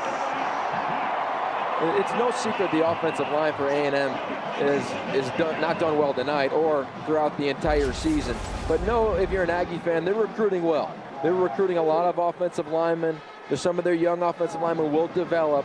But up front, they are young, they're inexperienced, and it shows. The quarterback isn't setting his feet. The backs aren't hitting their holes. And right now, Jeffrey Fitzgerald, who leads the Big 12 in tackles for losses, is having his way. Trying to set up a screen here. They will. No flag on the play. Now a late flag comes in. That'll be a clip. 100%. And it was almost though the official didn't want to call it. So let's just get this game going. But he called it. It was a clip. And if you're that offense, the screen is the way to go right now. A lot of pressure up front. Blocking the back, offense number 17. Penalties declined, 4th down. You see the replay here, and it'll be on the right of your screen, the clip. Right there. Got to have your hat in front of him to even touch him, and that's upsetting because that's 17, Ryan Tannehill, who is the veteran on this staff, Mr. Everything. Hasn't been involved in the offense thus far tonight. Didn't do well on the first interception that was thrown. It looked like he stopped his route a little short and right there on the penalty. And when things are going bad for him, you know they're going bad for the entire program. And you have to kick it to Banks, or do you? This is returnable. Here he goes. To the 50. And brought down at the 43-yard line. We'll take a timeout with 12:02 to play. Kansas State at home. Bill Snyder, Family Stadium. And the coach is up by 52. You're watching college football on Fox College Sports. Yogi Roth, Dan McLaughlin, Samantha Steele. And whatifsports.com is something that you need to try. It's a lot of fun taking a look at the different eras of college football and some of the great players over the years. whatifsports.com.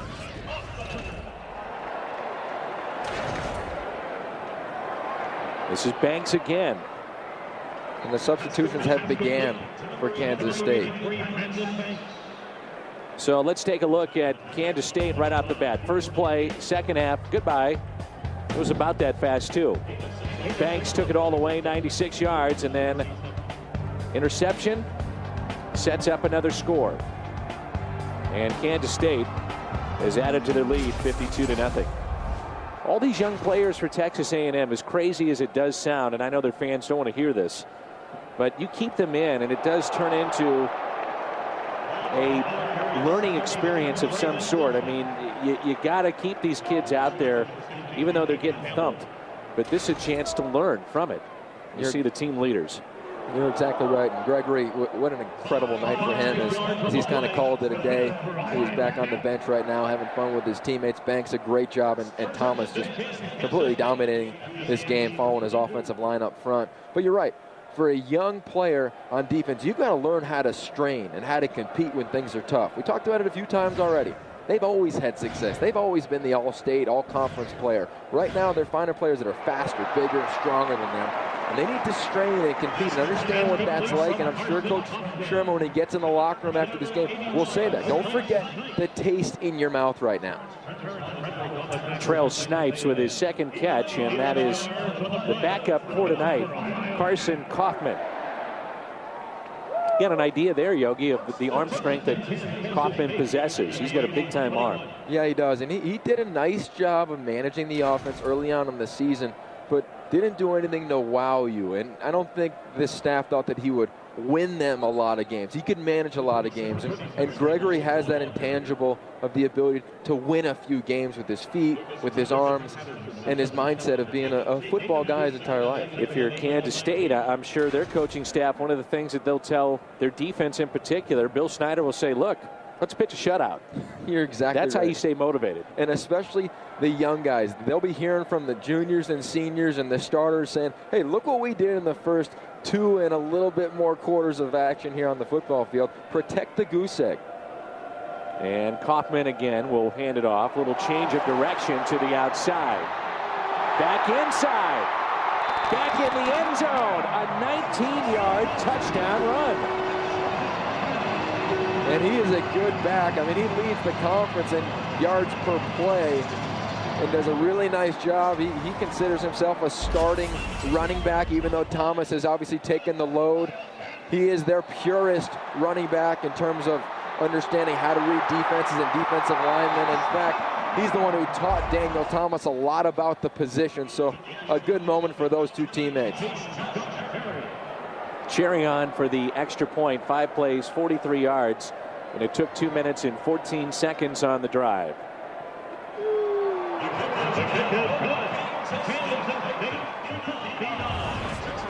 9:48 to go in the third quarter. 59 points put up by Kansas State. Well, this is hard to believe. 59-0 Kansas State over Texas A&M. By the way, Texas A&M coming into this game favored. And they trail by 59 points. How about the biggest loss in A&M history? In 2002 against Oklahoma, 77-0. That year they were 4-8 under Francione. And I could see 77 going up tonight because they haven't stopped anybody. And there's a lot of time still left. And Kansas State, their offense, they run the same thing in the first quarter or the fourth, no matter what the score is, and that's pound the rock. And the kick is away. Taken at the 15. And something positive there for A&M. Sam, give us something positive. What's going on down there? Well, I will tell you that for the last couple of weeks, Bill Snyder's been telling us all about the fact that these fans are incredibly loyal. Well, part of that is because this athletic administration makes a concerted effort to keep their fans happy even when the team isn't doing well. And one of the things they've done is inserted this thing called Harley Day, where, well, there's really no exact purpose to Harley Day. They just bring out about 100 Harleys, ride them around the stadium right before kick, and I happened to get on one today and get a ride. But guys, it was awesome. They just do it because the fans get excited about it and they love it, and well, they seem to still be pretty excited. Can't imagine why. How was the travel around the stadium?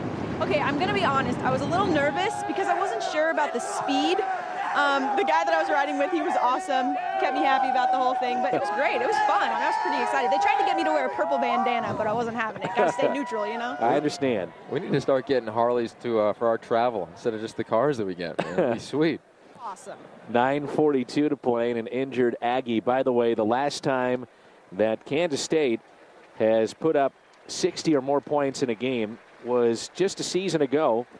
It's 69 points against Montana State. That's Montana State. This is Big 12 football, Texas A&M, against a team that is favored in this game. And this is a team who played Oklahoma State, a team ranked in the top 10 in the preseason, who beat Georgia in the opener. They only lost 36-31 a week ago. Well, how about Arkansas? Arkansas almost beat Florida, and they played Arkansas tough.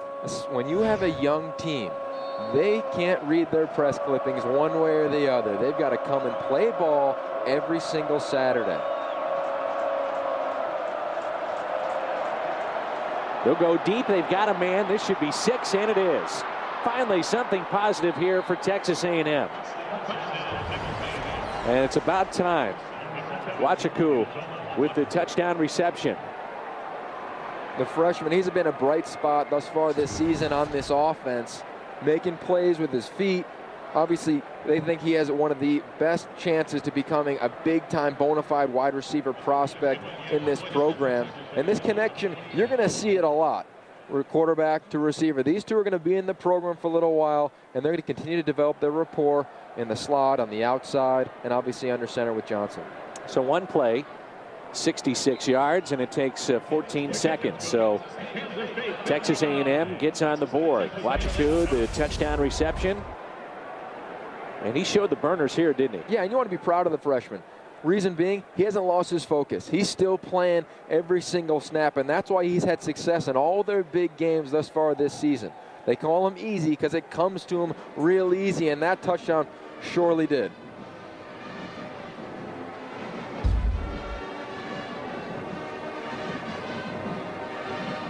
I want to remind you that we'll be here next week again. Kansas State and Colorado at 11:30, and you can order Fox College Sports 1-877 to get FCS, 1-877 to get FCS, or visit us online at foxcollegesports.com. Special teams, an element where young guys, they play a lot. But I promise, every young player who signs with a major Division I university never signs up and says, I'm going to be on the kickoff team. I'm so excited to be on special teams. But there's a pride in that. But there's also an element of a lack of focus. And you saw that on the last kickoff. So it'll be fun to see how they respond, the Aggies and the young people on this kickoff team. Well, Easy, as you like to talk about, leads a team with now 9 plays of 20 or more yards. With that long touchdown reception, and the kick is away by Texas A&M. Here's Banks again to the outside and finally knocked out of bounds. Now Texas A&M against Oklahoma State. You mentioned that loss. That was at College Station, 36-31. And next week they get Texas Tech at Texas Tech, a team that just put 66 up on K-State. Yeah, and the offenses are relatively similar in terms of spreading it out and taking shots down the field. But the offense and defensive line for Texas Tech, with the return of one of their starters today, has been solidified as a force that can protect the quarterback and also get after the quarterback. So if I'm A&M, once again, you're going to deal with a heavy rush next weekend. Texas Tech beat Nebraska 31-10 today. And as we mentioned before, it was Texas over Oklahoma. The final there was 16-13. Pass completed, a 5-yard pickup at the half. Colorado leading 24-3 over KU. Iowa State over Baylor 14-3. Of course, Baylor's star Griffith is out. And coming up, and it's just about ready to kick off, Mizzou and Oklahoma State. Late start, those two teams, and a big road test for the Tigers and Oklahoma State. Without Des Bryant again, trying to pick up another conference win. Under 9 minutes to go. And a handoff. Here he goes again. Brought down at the 35. It's really interesting watching this running back run. Why? Well, when you see Thomas, most of his runs in the first half were front side runs. By Bigger that, too. He went to the left and he stayed course to the left. When you're a true running back, like Valentine is, you have the ability to cut back because that's what your vision has been ever since you started playing Pop Warner football. And in zone runs, that's exactly what is allowable. Cutback lanes. On his touchdown run was a cutback lane. On that run, he did the same exact thing. It was just a weekend ago. He had 96 yards at Texas Tech, including a 61-yard run. Valentine again spinning and still on his feet, but brought down. You know, he leads a Big 12 in total offense per play, almost 9 yards a play. So it gives you an idea. He's a home run hitter for Bill Snyder. An interesting story, out of Baton Rouge, he walked on to his JC, played great. Then he walked on to Kansas State and played great. Now he's a scholarship, and he is their best true tailback. And the more Wildcat they play with Thomas at the quarterback, the more he plays at running back. So you might see him more as the season progresses.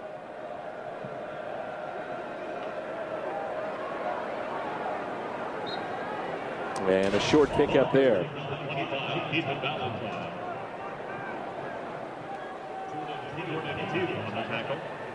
With games like this, you got to figure the fan base gets energized, not only about the news of Bill Snyder coming back and trying to get this program back to where it was, but all of a sudden the fans say, well, maybe things are going the right direction here. You know, Bill Snyder didn't take that long, and look what he did to Texas A&M. Look at some of the wins that he's had this year. That's right. I mean, the UMass game, Louisiana early on, Texas Tech, they didn't mean much to this fan base, but this win, it will mean the world to them right now about the midway point in this season.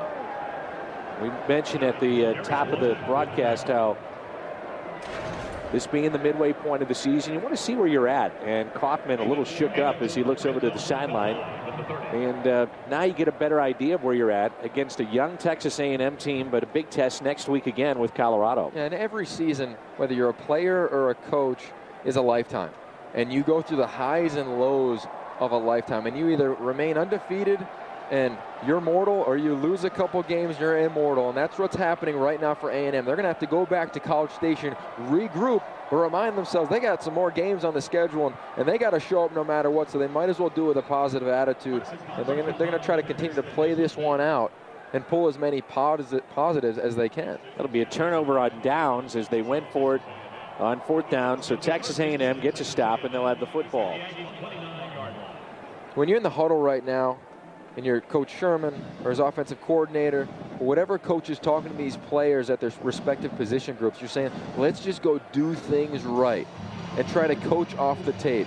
Because they might come in tomorrow and watch this film and rip through that first half, and in the second half get to some real teaching moments for these young players on the squad. Yogi, we talked about how Texas A&M, they'll just throw it away, came in averaging nearly 80 plays a game, and that's only their 37th play of the night, and they only have 123 total yards. That's it. They have given up 52 plays and 356 yards. Yeah, their offense is based on West Coast principles. What does that mean? That's the short passing game, but utilizing the entire field in a spread-oriented offense. And when pressure comes, and it's solid press, man-to-man coverage on the outside and in the slot, you don't have the ability to complete those short passes. And that's what happened thus far early in the game to get them out of a rhythm. And we were talking to some of the fans and folks that follow this program leading into this game, following the Texas Tech game in which Kansas State gave up the 66 points. Well, they're facing a Texas A&M team that is fourth in total offense coming into play tonight. And yet, here they have just 133 yards now. And their quarterback's had a tough night. He's finding a rhythm, completing the last two passes to his two probably favorite targets in the tight end and the backup quarterback, Tannehill.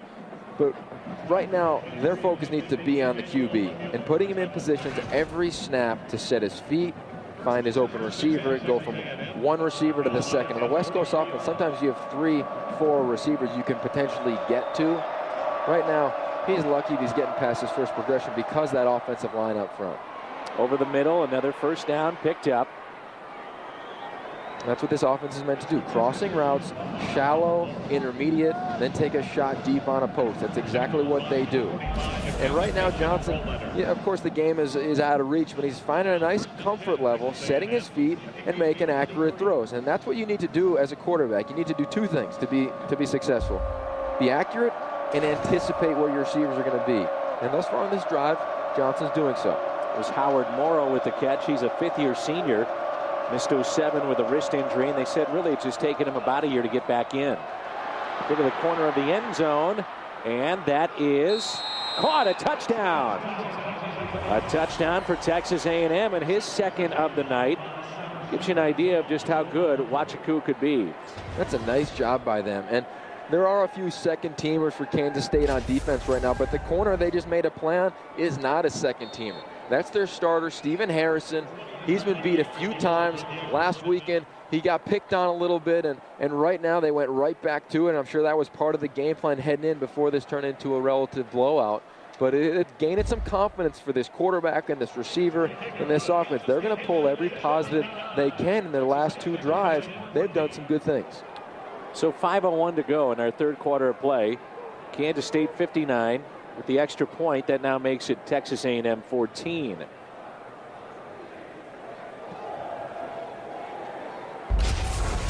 Another look at the touchdown here.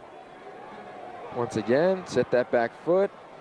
Throw the ball, give your receiver a chance. He goes up and makes a play. Initially, I thought he pushed off on the play, but now in watching it, he really didn't. He just kind of timed it, stopped, and was able to jump make the timing for the jump.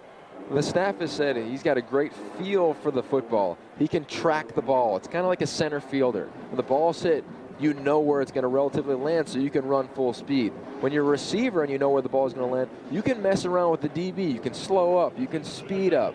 A guy by the name of Larry Fitzgerald has mastered that trade of kind of messing with the defensive back's head. I'm running faster. I'm running slower. Then out of nowhere, you pluck the ball away from him.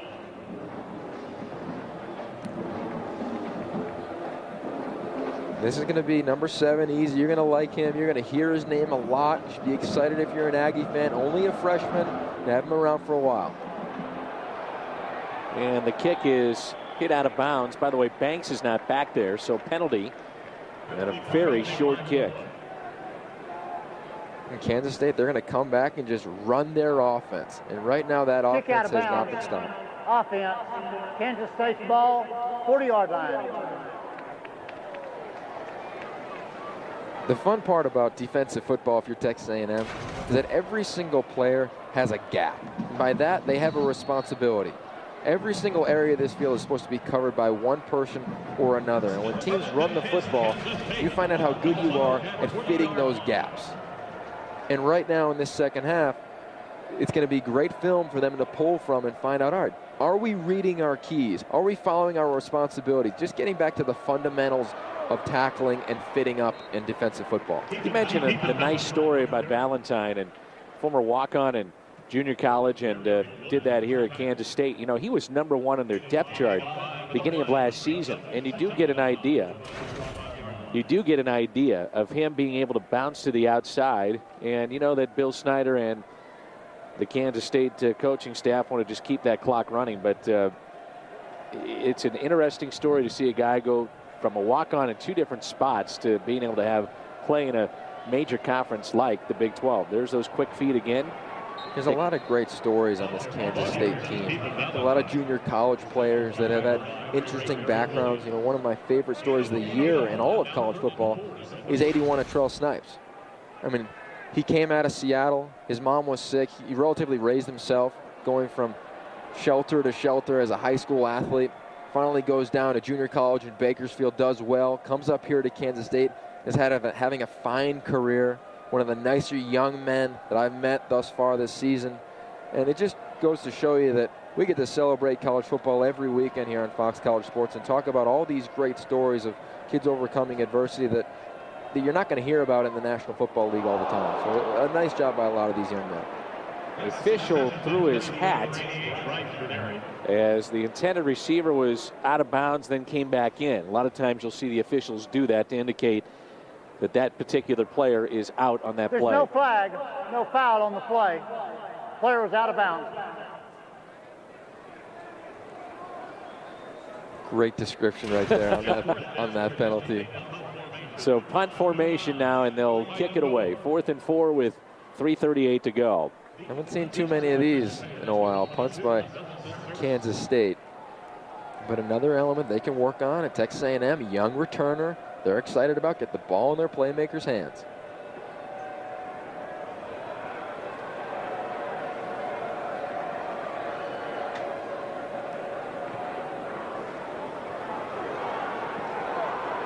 And they'll get away from it, but it takes a Kansas State bounce and still stays in bounds. It's that kind of night, folks, for the Wildcats, isn't it? It totally is. And you see them hanging their heads, but the game goes on. You got to continue to compete. And they've done well the last few drives, so it's going to be interesting to see how they come out offensively again after scoring the last 2 touchdowns. If you call yourself a college sports fan, then you have to get FCS. For 900 live NCAA events year by year. And exclusive club sports as well. FCS, the place where college never ends. To get FCS, number to call, 877 to get FCS, or visit us at foxcollegesports.com. foxcollegesports.com. No flag on the play. Now 2 late flags fly in.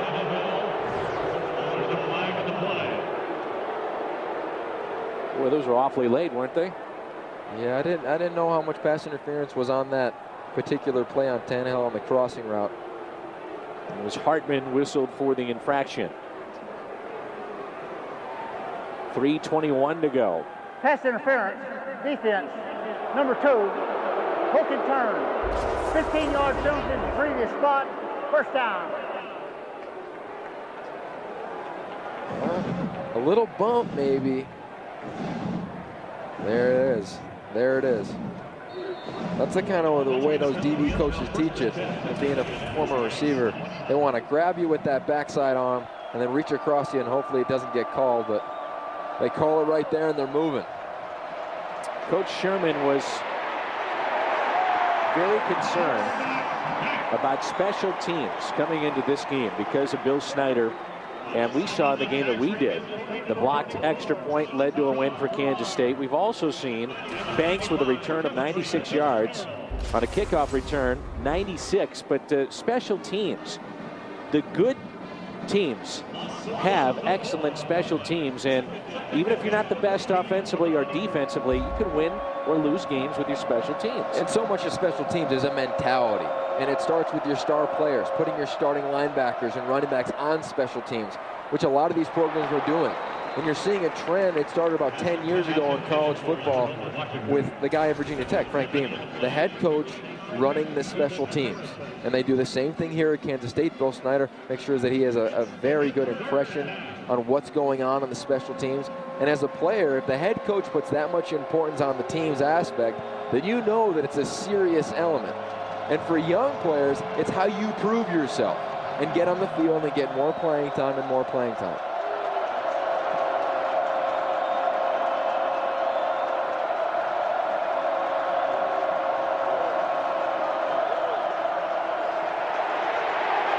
Watch out.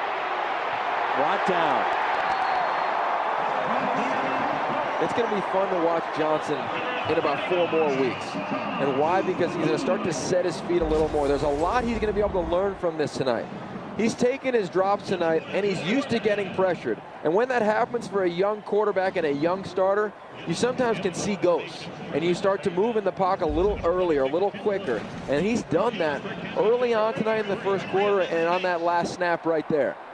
You need to trust your offensive line, even though they haven't been there for a lot of this season thus far. But you start getting those happy feet, you don't set your feet, you can't make throws, balls start to sail, and then you start to rush out of the pocket and miss some of your progression. Now I'll ask you this. If you're Colorado and you've watched film of this year, and you've seen a guy like Banks on kickoff returns, punt returns, do you kick to him next week? Not a chance. You do not let him beat you. Now, there's a lot of elements of that we can discuss. The first being Colorado, their back's against the wall. They may challenge their kickoff unit to cover them and see how that first one goes. But those plays, they can demoralize you real fast. Play action, the tight end still on his feet. They finally mark him out of bounds. They'll mark him out of bounds at the 44-yard line. That's the 6th time they've ran that same exact play. Fake the outside zone to the left, roll out to the right, and deal it to the fullback or the tight end in the flats. A nice job by the quarterback, taking what the defense gives you, and a great job of lowering your shoulder on the sideline. They call that the old dip and rip. Dip that inside shoulder, lean into him, and use his momentum to create momentum and propel you forward. See, with all the sweatshirts and the hoods, it's cold out here in Manhattan, Kansas tonight. There's Valentine again, reversing direction and then spinning down with under a minute and a half to go here in our third quarter play. You being now a former Pittsburgh guy living on the West Coast, this is cold weather for you. Yeah, second half, I can't lie, I threw the jacket on. It's good to get in the Midwest. Reminds me of Pennsylvania a little bit. Beautiful night. See my breath a little bit. It's nice, a little brisk. This is football weather. It is football weather at that. 2nd and 8. Kaufman wants to throw. Now he'll keep it himself. And there's our guy, number 40, Vaughn Miller. Haven't called his name a lot. I want to hear us say seal the deal when he makes plays like that.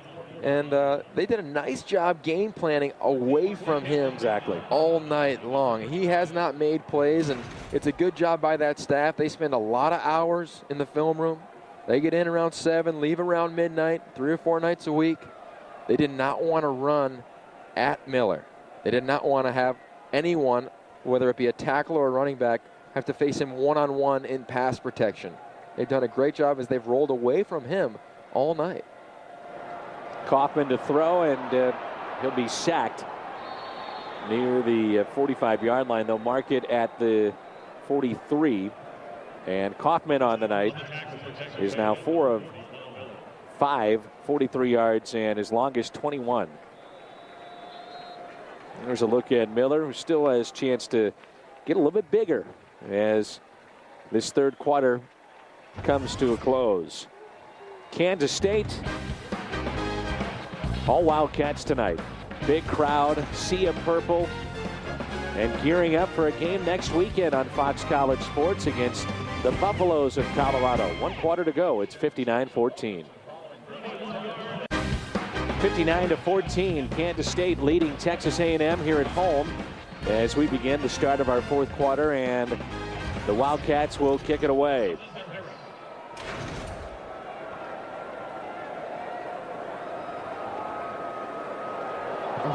Ooh, they almost got it.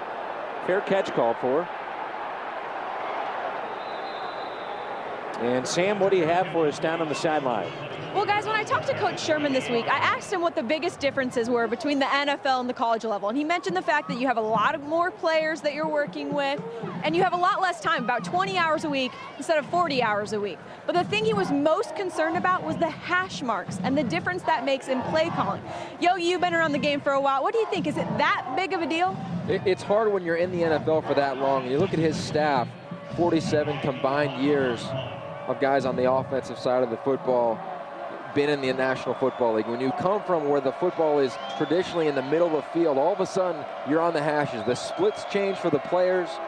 Calling the strength of a formation has to alter as a play caller. And it is a big of a deal because you have to get used to it. And every coach I've ever talked to or met who's came from the National Football League to college, that's been the #1 thing. But on top of that, it's not only hashing, but it's also personnels and getting players in and out of a football game. In the National Football League, remember, you're talking to the quarterback in his headset. You've got things you can tell him. In college, you've got a signaler from the sideline, which is their graduate assistant, a former great player with Nebraska, Zach Taylor, a quarterback there. He was the 2006 Player of the Year offensively in the Big 12. But there's a lot of issues when you come from the league to college. And you're right, you nailed it, Sam. It is the hash marks is the #1 issue that coordinators and play callers have to deal with. But it's also something they can deal with, and they obviously do. Well, for instance here, they're on the left hash. So now the big side, the wide side, is the right side. You know, when he first got in the league, you're sitting there thinking, okay, if I'm in the middle of the field, I can go right or left. That kind of changes things, doesn't it? It's a long throw if you're going to go to the bottom of your screen right now. It's a long throw for your quarterback. The nice thing about A&M is their quarterback, while he hasn't had a great night, can make those throws. Up in the air and incomplete. By the way, before tonight, Texas A&M had 16 sacks. This evening they have 1. And on the flip side, Kansas State total tonight, coming into play, had 6 sacks. And this evening they have 6. And think about that. They've matched their season total this evening. They have gotten after the quarterback. Turnovers number 1, quarterback play number 2. Every game, every level of football, go watch any game, and that's exactly what will tell the winner and the loser. They have to kick it now deep in their own end zone. It's a low kick. There he is, Banks. He's been sitting on the bench, a little bit cold because he's not playing with that first team unit. So a short return, and that'll stop play at 13:52. Kansas State thumping Texas A&M 59-14. 59-42. K-State with the lead. 13:52 to go in our fourth quarter of play. Don't forget, Big 12 football next Saturday will be at Kansas State again. Colorado and K-State, 12:30 Eastern on Fox College Sports. By the way, Colorado leads by 10 over Kansas, 27-17. With 7:24 to go in the third quarter. How about Von Miller tonight? You look at Von Miller, relatively shut down tonight due to the game plan. But if you're a young player, you have to look at him and be excited because he was relentless. Even though his numbers didn't improve, he didn't stop. His motor did not stop no matter what the score was or what was going on in the game, and he got himself a sack there. So 1st and 10 for Kansas State. Throwing the football, leading 59-14. Well, the biggest thing is you've got your number 2 quarterback or almost your 1A quarterback, 1B quarterback in before the game tonight. You want to run your offense. He needs to get comfortable in the system. He can't just get used to handing the football off. Run your stuff. And I know you may not like that. It's not about running it up, but you need to run your offense. 2nd down and 8. Valentine, big hole. How many times we said that, big hole, because that offensive line has really done a nice job. They've done a great job. And you really want to give credit to the offensive line coach, Charlie Dickey. He did a great job with this team, kind of piecing this offensive line together to be successful and get off the rock. So much when you are in the gun is still hearing the snap count. And as an offensive lineman, you can only see the snap count because it's just a foot or a hand. So to get off the ball the way they are, it's been impressive all night. Play clock is down to 5, working from the shotgun. Kaufman. Look at this. Almost was able to break a tackle and make something out of nothing. By the way, we should mention that Carson Kaufman, the quarterback now for Kansas State, his brother was an All-American tight end at Missouri, who's now playing in the National Football League. Yeah, and his dad played at Kansas State as well. Yep. So football is in his family, which is a credit to this young man because he's handled this very humbly and in a really respectful fashion of being the starter, not being the starter, not knowing if he's going to be the starter. And it's a credit to the staff, the program, and obviously this kid's upbringing. His dad, Paul, tight end at Kansas State, then went on to the National Football League for 11 seasons. And as I mentioned, his brother Chase played tight end at Mizzou and drafted by Cincinnati last year. Offense, 5-yard penalty, 4th down. Tell you what, his brother had a great set of hands and was one of the best tight ends Big 12 has seen in quite some time. And with Chase Daniel and Jeremy Macklin and some of the great players that they had, he just fit right in with that terrific offense. And Missouri, as we mentioned, at Oklahoma State tonight. You can tell they play a little catch growing up. Oh, I would think so. Yeah, I would think so. Kick is away, a high kick. Fair catch called for, but it'll take a K-State bounce. Look at that. And that is a traditional rookie mistake right there. You have to catch it. If you're going to call a fair catch, you've got to catch it unless it's going over your head into the end zone. 11:46 to play, 59-14.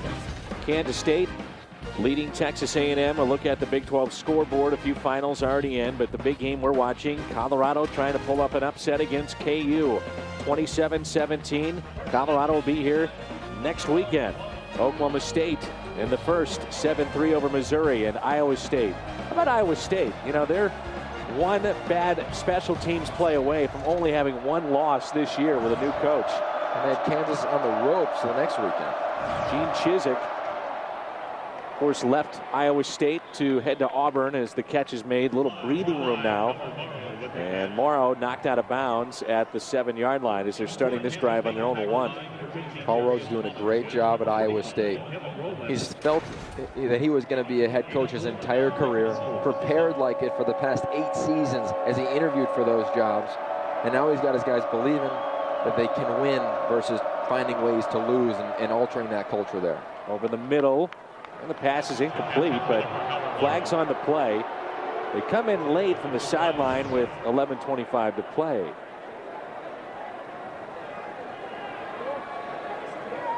It's almost as if the receivers were running the picks. Pass interference, number 45, defense. Spot foul, first down. Crowd doesn't like that one bit. You see underneath routes, this West Coast offense so much is built on shallow crossing routes. If you can remember in the 80s, early 90s, the Jerry Rices, John Taylors, or even the Sterling Sharps when they were with Green Bay, and Mike Sherman obviously with Brett Favre and the great ones. But he's part of that lineage of West Coast offense coaches. It started with Bill Walsh. The previous play is being challenged. It started with Bill Walsh, George Seifert, a variety of other guys, Mike Shanahan, just to name a few, and the list can go on and on and on.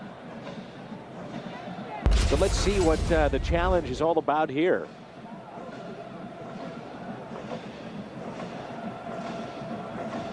Well, Coach Snyder, he doesn't want to give up an inch as he makes the challenge. I think they want to say the ball was tipped. It looks like it was. And if that's the case, then it should not be a penalty. So it's a live ball. It's a good job by the guys up in the booth.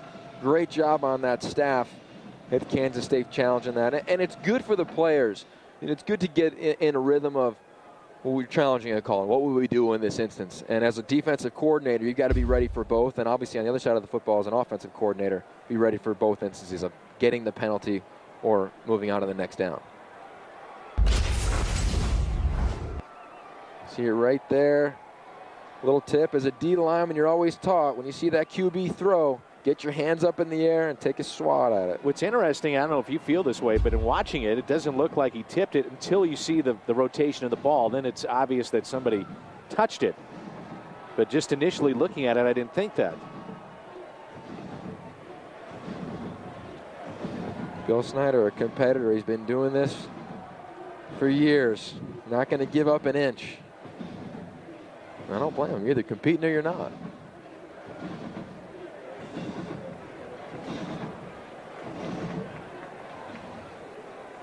He's talking about his family the other day in his office. That he's got. After further review, the play stands as called. Kansas State is charged with a team timeout. Interesting. It was interesting talking to the replay officials before the game as they're to our right here in this booth.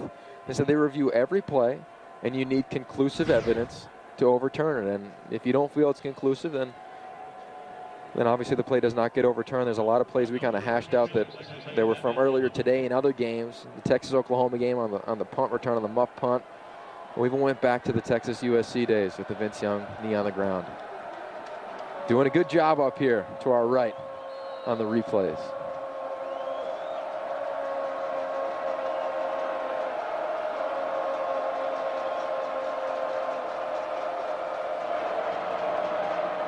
Throw underneath and incomplete. It was interesting talking to Coach Snyder. He talked a lot about his family. He said, I got 5 kids, 8 grandchildren, just had a great grandchild, and I want to get home and see them. So he wants this game to get going. He loves his Sundays and spending the time with the family. And you could tell he was kind of a changed man from his first tenure here to now. He's got a little bit different perspective.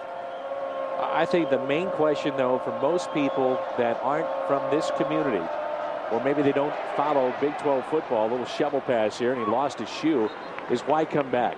You know, he just turned 70 about 10 days ago, and yet Bill Snyder is coaching at the Division I level, and not just doing it at a small school, he's doing it at a big school in a big conference and trying to regain a big status that he once had with this school. Why come back, though? Well, the big reason is that he feels such a loyalty to this university. As much as he did for them, the university did for him in terms of the fans supporting him and the program and the alumni, that when it was in the state it was a year ago, he felt that he was the guy that could right the ship and hopefully turn it in the right direction before handing it off for somebody to do it. He doesn't want to do it for another 20 or 30 years, let alone probably 5 or 10, but he wants to get it going in the right direction for everyone who's associated with K-State football. I'm curious, in your conversation, as you had a nice long visit with Bill Snyder, you know, how much longer does he want to do this? At the age of 70, the stadium is named after him. When you pull off the highway, the drive down here to get to this stadium is named Bill Snyder Highway, that stretch of highway. I mean, how much longer, though, do you really want to do this? Well, I mean, and even more, he created the logo that was on the field. I mean, he's a part of this program in every element of its essence. I think he sees himself doing it for a few seasons, getting it going in the right direction, and then turning it over to somebody that can carry it on. But I know Athletic Director John Curry is fired up about having him here and the discipline and the accountability that he brings to the program. And every one of these players, they say he walks into the room, I sit up in my chair, respect this man for everything he's done. 10:25 to go, and it's 59-14, Kansas State with the lead. And you were just telling me, and you mentioned this right before break, the logo. Bill Snyder has a hand in the logo. Yeah, he does. He said when he first started here, he met a guy named Tom Bookwalter in town, and he wanted to recreate the logo and make a logo that signified Kansas State football. Not the university, but when you see it, you think about K-State football. And he's done that. And not only does he win games, not only does he change the culture and involve the community, but he changed the logo at the university that's on the field, which is named after him. And his imprint is on this program and will be for quite some time. The logo. Now that's something. It's not all X's and O's. He's got that design element to him. Got to give him credit. But it's pretty neat because this is what does signify K-State football. And obviously he is synonymous with K-State football and everything they've accomplished, you know, in the past a long time, I guess we'll say. Late 80s to now, essentially, when you talk about Bill Snyder. They had just about 13,000 fans in the first game that he ever coached. 13,000 here at this particular facility. He called them Heartland fans. Care about values, about their family, about the community, about the program, and now relatively almost sold out tonight, almost 50,000. And you know, obviously when they were in their heyday, this place was rocking. Got the chance to talk to a few alumni last night at the athletic director's house with Samantha. They talked about this program and what it means to the community, and when he started to win, how much they got behind it and just ingrained with every element of the discipline the players were coached with, and they kind of carried that over to their personal lives and everything they did. So this community in Aggieville is all about Bill Snyder. Aggieville. Fun little, oh, that's a fun little spot, you know, up and down Aggieville, bars and restaurants. They'll be rocking tonight, you know that. I think the students might have left a little early. Do you blame them? Warm it up. Chilly night, leading 59-14. Brings up fourth down for Kansas State. 3 yards to go at the 28-yard line. There are fourth down now for Kansas State. And there are still areas for this Kansas State team to improve. This is a blowout, but this instance right here, it's fourth down. They traditionally would go for it because Josh Cherry, their kicker, hasn't had much success. Now they get to put him in a situation, and for him mentally, how's he going to adapt right now? It's a 46-yard attempt. Kick is up, distance is there, and it is good. 46-yarder.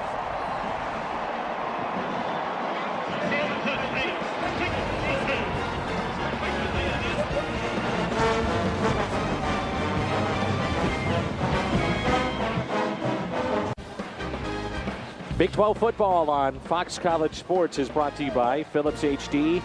The images that move you the most are what we deliver the best. Philips HD.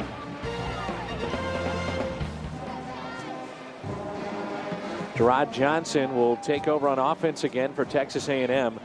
He's 14 of 31, but 2 picks, 220 yards, a couple of touchdowns. But it is a blowout here in Manhattan, Kansas, 62-14, Kansas State. He's had a tough night, but he's came back and thrown a few nice balls here in the third, fourth quarter.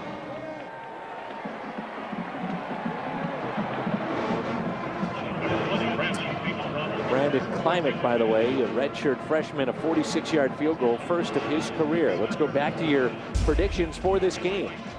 Number one, compete at the line of scrimmage for A&M, and they obviously didn't do it. They got dominated up front. Number two, protect the football. They threw their first interception of the year by Johnson and put the ball on the turf right off the bat, led to a touchdown.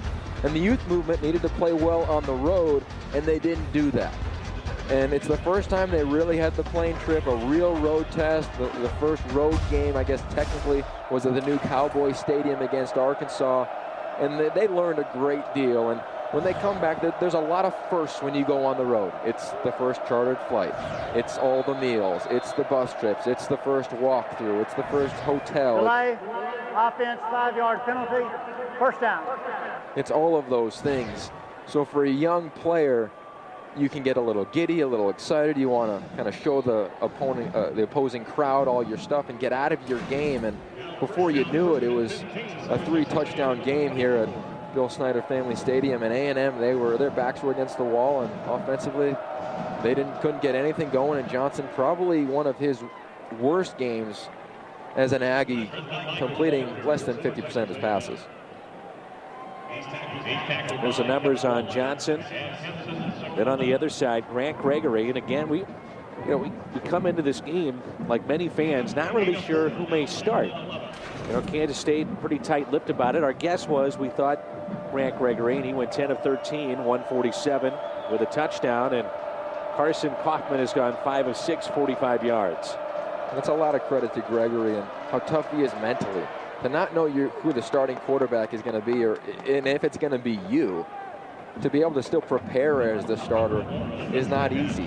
And for both of these young men, I mean, it could have been a shoelace or it could have been a couple interceptions, and you're in the game.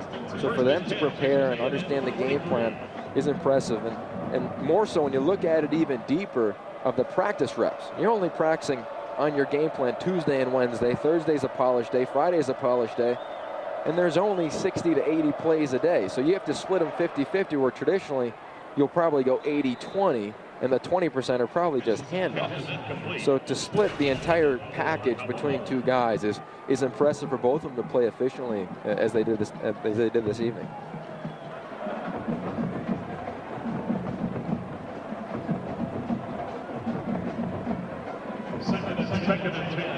It's interesting you're seeing Tannehill at receiver down at the bottom of your screen, number 17. Didn't want to play him a lot heading into this game. Only put him in on third downs as you see him run a crossing route as they launch one down the sideline. And a jump ball. No flags on the play. But they didn't want to play him a lot due to the potential injury. But Personal foul, roughing the passer, number 94. Hit to the face, 15-yard penalty, automatic first down. He has been their most reliable receiver. So you wonder if Mike Sherman said, forget the backup element. Let's put our best 11 guys on the field and get number 17 out there. He's a top active A&M receiver with over 1,100 yards coming into this ball game tonight out of Big Spring, Texas, and only a sophomore. Under 7 minutes to go, 62-14.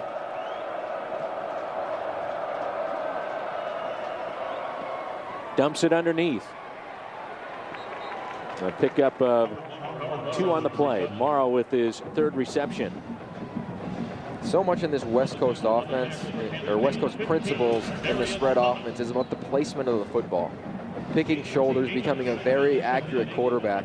The only way you can do that is by setting your feet. In the second half, Johnson has done that, and it's what he's going to be able to pull from this game when he goes back and critiques his individual performance. See him wearing the gloves and a cool night here in Manhattan. It's deflected and incomplete. And for the game that Johnson had, it obviously wasn't stellar by any stretch, but he's one of the more impressive young men and young quarterbacks we've had a chance to talk to. A great family. He said his parents taught him the game of football and how to be respectful and humble. He lost his father a few years ago. 11 foster kids lived in his house. Just an incredible young man, well-spoken, a true leader. Defensive coordinator Joe Keim said he's going to be the CEO of a company someday. He is just an absolute stud, and physically, obviously, he's imposing every time you want to lay a hand on him. And he's going to develop into the signal caller all the Aggie fans want him to be. Big hit at the 20. Morrow with the first down. Gerard Johnson, fourth. The NCAA and passing touchdowns coming into play.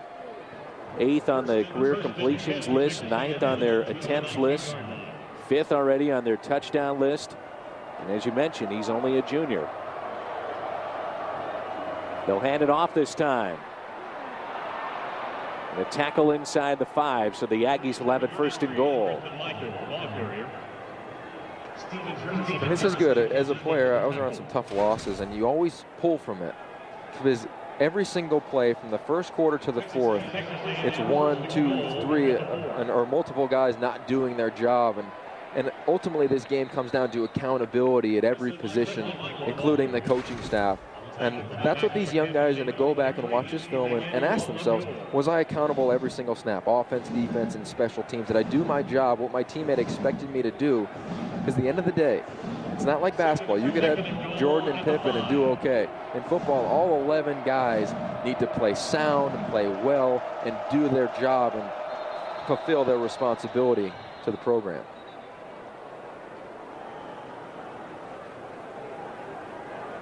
And a whistle before the play with a flag. 5:25 to go.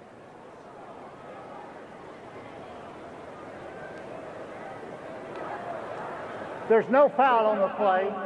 Timeout, Kansas State. So let's take a look at the upcoming schedules for both these teams. And we'll start with Texas A&M, the remaining games. It does not get any easier next weekend, as they'll have Texas Tech have to go to their place, then at home against Iowa State, at Colorado, then at number 18 Oklahoma, Baylor on the 21st of November, and then against number 2 Texas. So for A&M, there's some tough teams upcoming. And there's not a bye week in there either. And for a young team and young guys that are probably beat up a little bit, they're not used to the grind of a longer training camp and a longer season, they may hit that proverbial wall. So there's a lot of ways as a coach where you'll be able to deal with that. 30-second timeout. And the biggest advantage A&M has in that regard is they have an NFL head coach who has to deal with that and has dealt with that with rookies.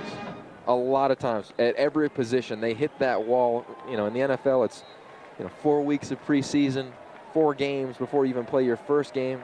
That's a third of a college football season. So if you're an Aggie fan, you're not happy tonight, but know that he's got the program on the right track recruiting-wise, recruiting up front, offensive and defensive linemen. The strength staff, you're not going to find a better one in the country in Dave Kennedy and the things that he's doing with those guys. And their quarterback, he has all the potential in the world, and their staff has developed a lot of guys, including one certain Hall of Famer, Brett Favre. So I think they'll be okay. Just might take a little time.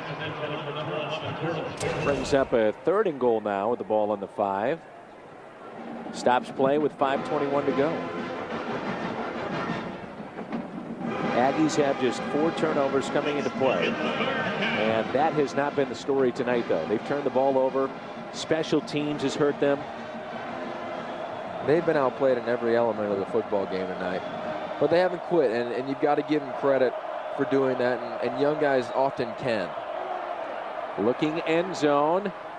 And no, he was out of bounds when he caught it. The tough thing about the spread offense is when you get down inside the 10, you don't have a lot of plays down there. You don't run the ball a ton anyway, so you have to sit back in the gun, offset your running back, and throw some sort of combination route. You want to get the ball out of your hands, and when you get inside the 10, a lot of quarterbacks like being under center because they can be more rhythmic. Give me the ball faster. Let me take 1, 2, 3 steps and get rid of the rock. And when you're in the gun, you got to feel the laces, find the football, and you can be a hair late. And on that play, it could have been a touchdown, but a little late on the throw.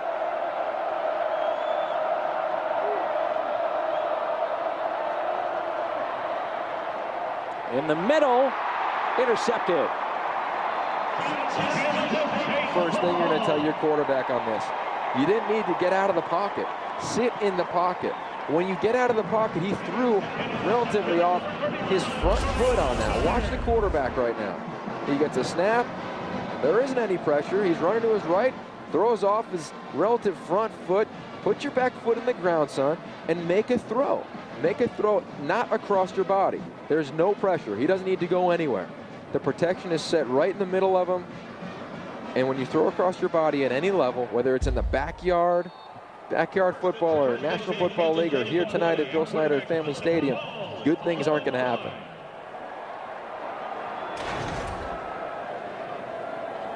We'll keep it on the ground here. This is the fun part if you're Kansas State. You get everybody in. Everybody's in the game. All the guys that put in all the hard work on the service teams, training camps, spring football, all of those things are getting in the game, getting a little love. 5 minutes to go. Let's check in with Sam downstairs. Guys, when you coach college football in the state of Texas, it's pretty darn important to keep a good relationship with the high school football coaches in that state. Now, one of the ways that Coach Sherman is doing that is by writing these letters after each game, each week, basically telling them how the week went, what they talked about that week, what he used for motivation, and maybe what went wrong. Now, I hate to be negative Nancy here, but what do you think he's going to write in these high school letters this week? I mean, is there anything positive to say? Well, I think the one positive thing that he's going to write in those letters is, well, hey, we got beat. We got beat soundly, but we're going to come back and compete and play Texas A&M football. And we're obviously giving young guys a chance to play early and play often. And right now, if you recruit in the state of Texas, the other program, UT, is doing pretty good for themselves right now with a huge win today. And A&M, it's got a storied tradition. They put a lot of people in the National Football League. If you're a youngster in that state, and there's a lot of them that play football very well, A&M could be the perfect place for you to play early, play often, and be coached by a guy who is at that place where you've always dreamed of, which is the National Football League. On 2nd and 6, they run the option. By the way, Gerard Johnson, quarterback of Texas A&M, 225 consecutive pass attempts this season without an interception. He set the Big 12 single-season record tonight. But then it didn't go as planned because after he set the record, 3 interceptions. Yeah, this was definitely not what he thought of last night right before he went to bed and visualized this football game. But sometimes it never is, and you have to react and adapt.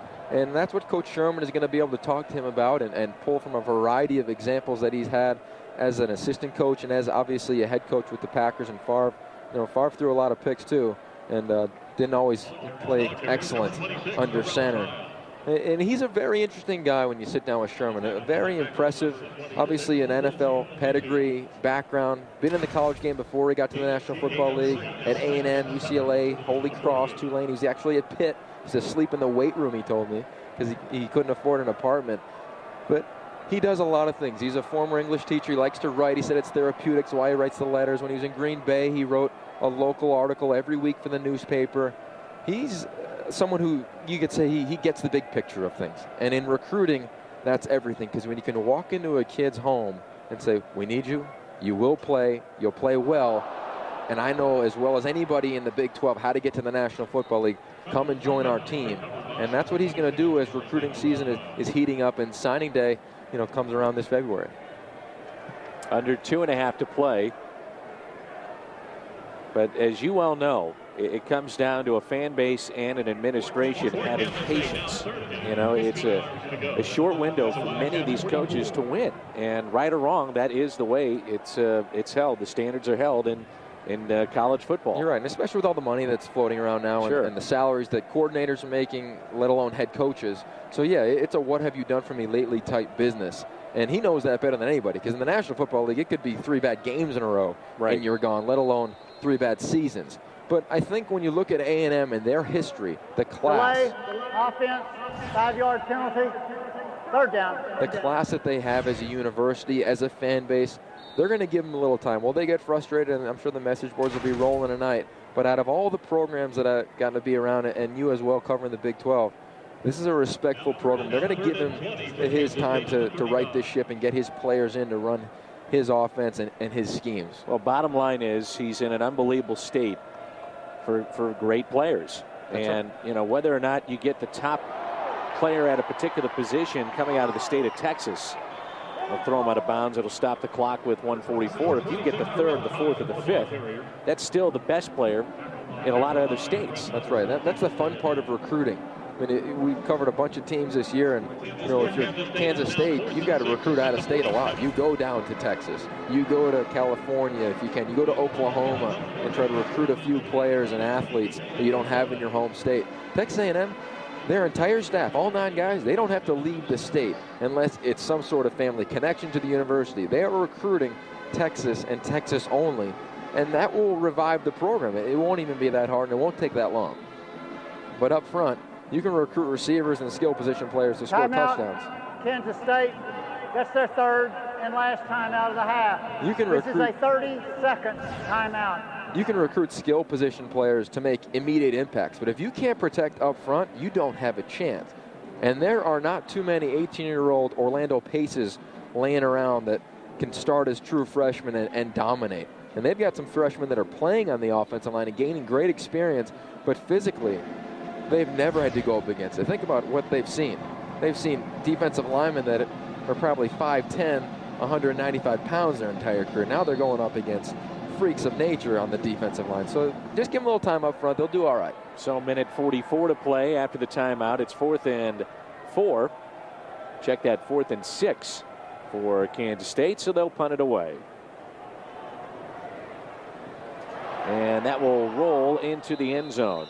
Tune in to FCS next Saturday. We return to Manhattan right here in Kansas. Kansas State will host Colorado, 12:30 Eastern, 11:30 Central. Catch exclusive Big 12 football all season long right here on Fox College Sports. And Kansas now leading Colorado 30-27 with 12:24 to go. K-State's most points in a Big 12 game since 1999. Well, you have to go back to 1999. They had 66 in that game against Missouri. They won 66-0. And that was their largest margin of victory in Big 12 play. It's going to be fun to come back next week. I've never been to Kansas before this season. I've been here 3 times already with our crew, and it's been a blast every time. And there's going to be a good football game next week. Colorado, it'll be fun to see how this one turns out against Kansas. But they'll be able to move the football and run the football. Rodney Stewart, a big-time back. He's fast, flashy. Receivers, Seamus is back, playing Scotty McKnight, sure-handed guy. Defensively, they do a nice job with their linebacking core. It'll be a fun matchup. I think physically, I'd give the edge to Kansas State, obviously, after watching them tonight. But anything can happen any given Saturday. And the catch is made, and a pickup of 1:20 to play, and the clock continues to roll. Brings up a 3rd down and 9.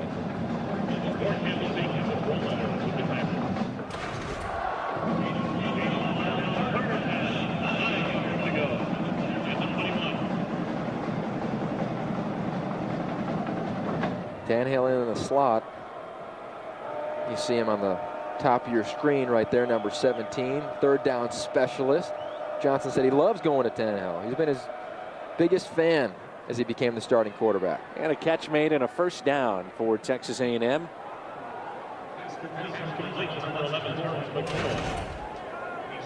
So Kansas State takes on Colorado next week, and we'll have it for you here on Fox College Sports.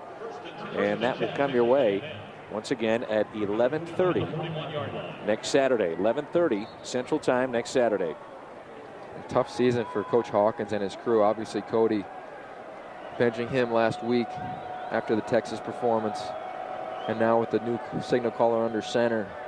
We need to see that offense and what they dial up next weekend here in Manhattan. It's thrown out of bounds with 22 seconds to play.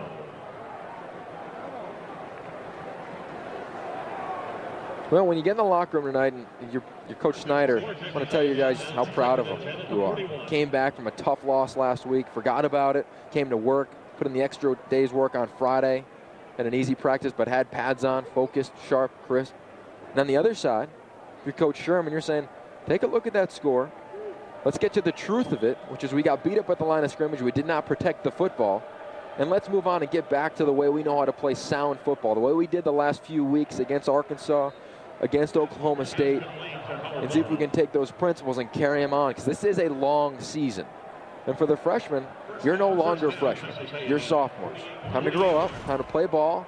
It's a physical game. You're going to get hit in the mouth, but how are you going to respond? And it'll be fun to watch them next week. They got a tough one at Texas Tech. And that quarterback, I'm sure Johnson, as you see him complete another pass out there to Mr. Easy, who we'd love to talk about all night long, he's going to be motivated. And that'll do it. Bill Snyder and the Kansas State Wildcats roll over Texas A&M. 62-14. Bill Snyder will visit with Sam momentarily.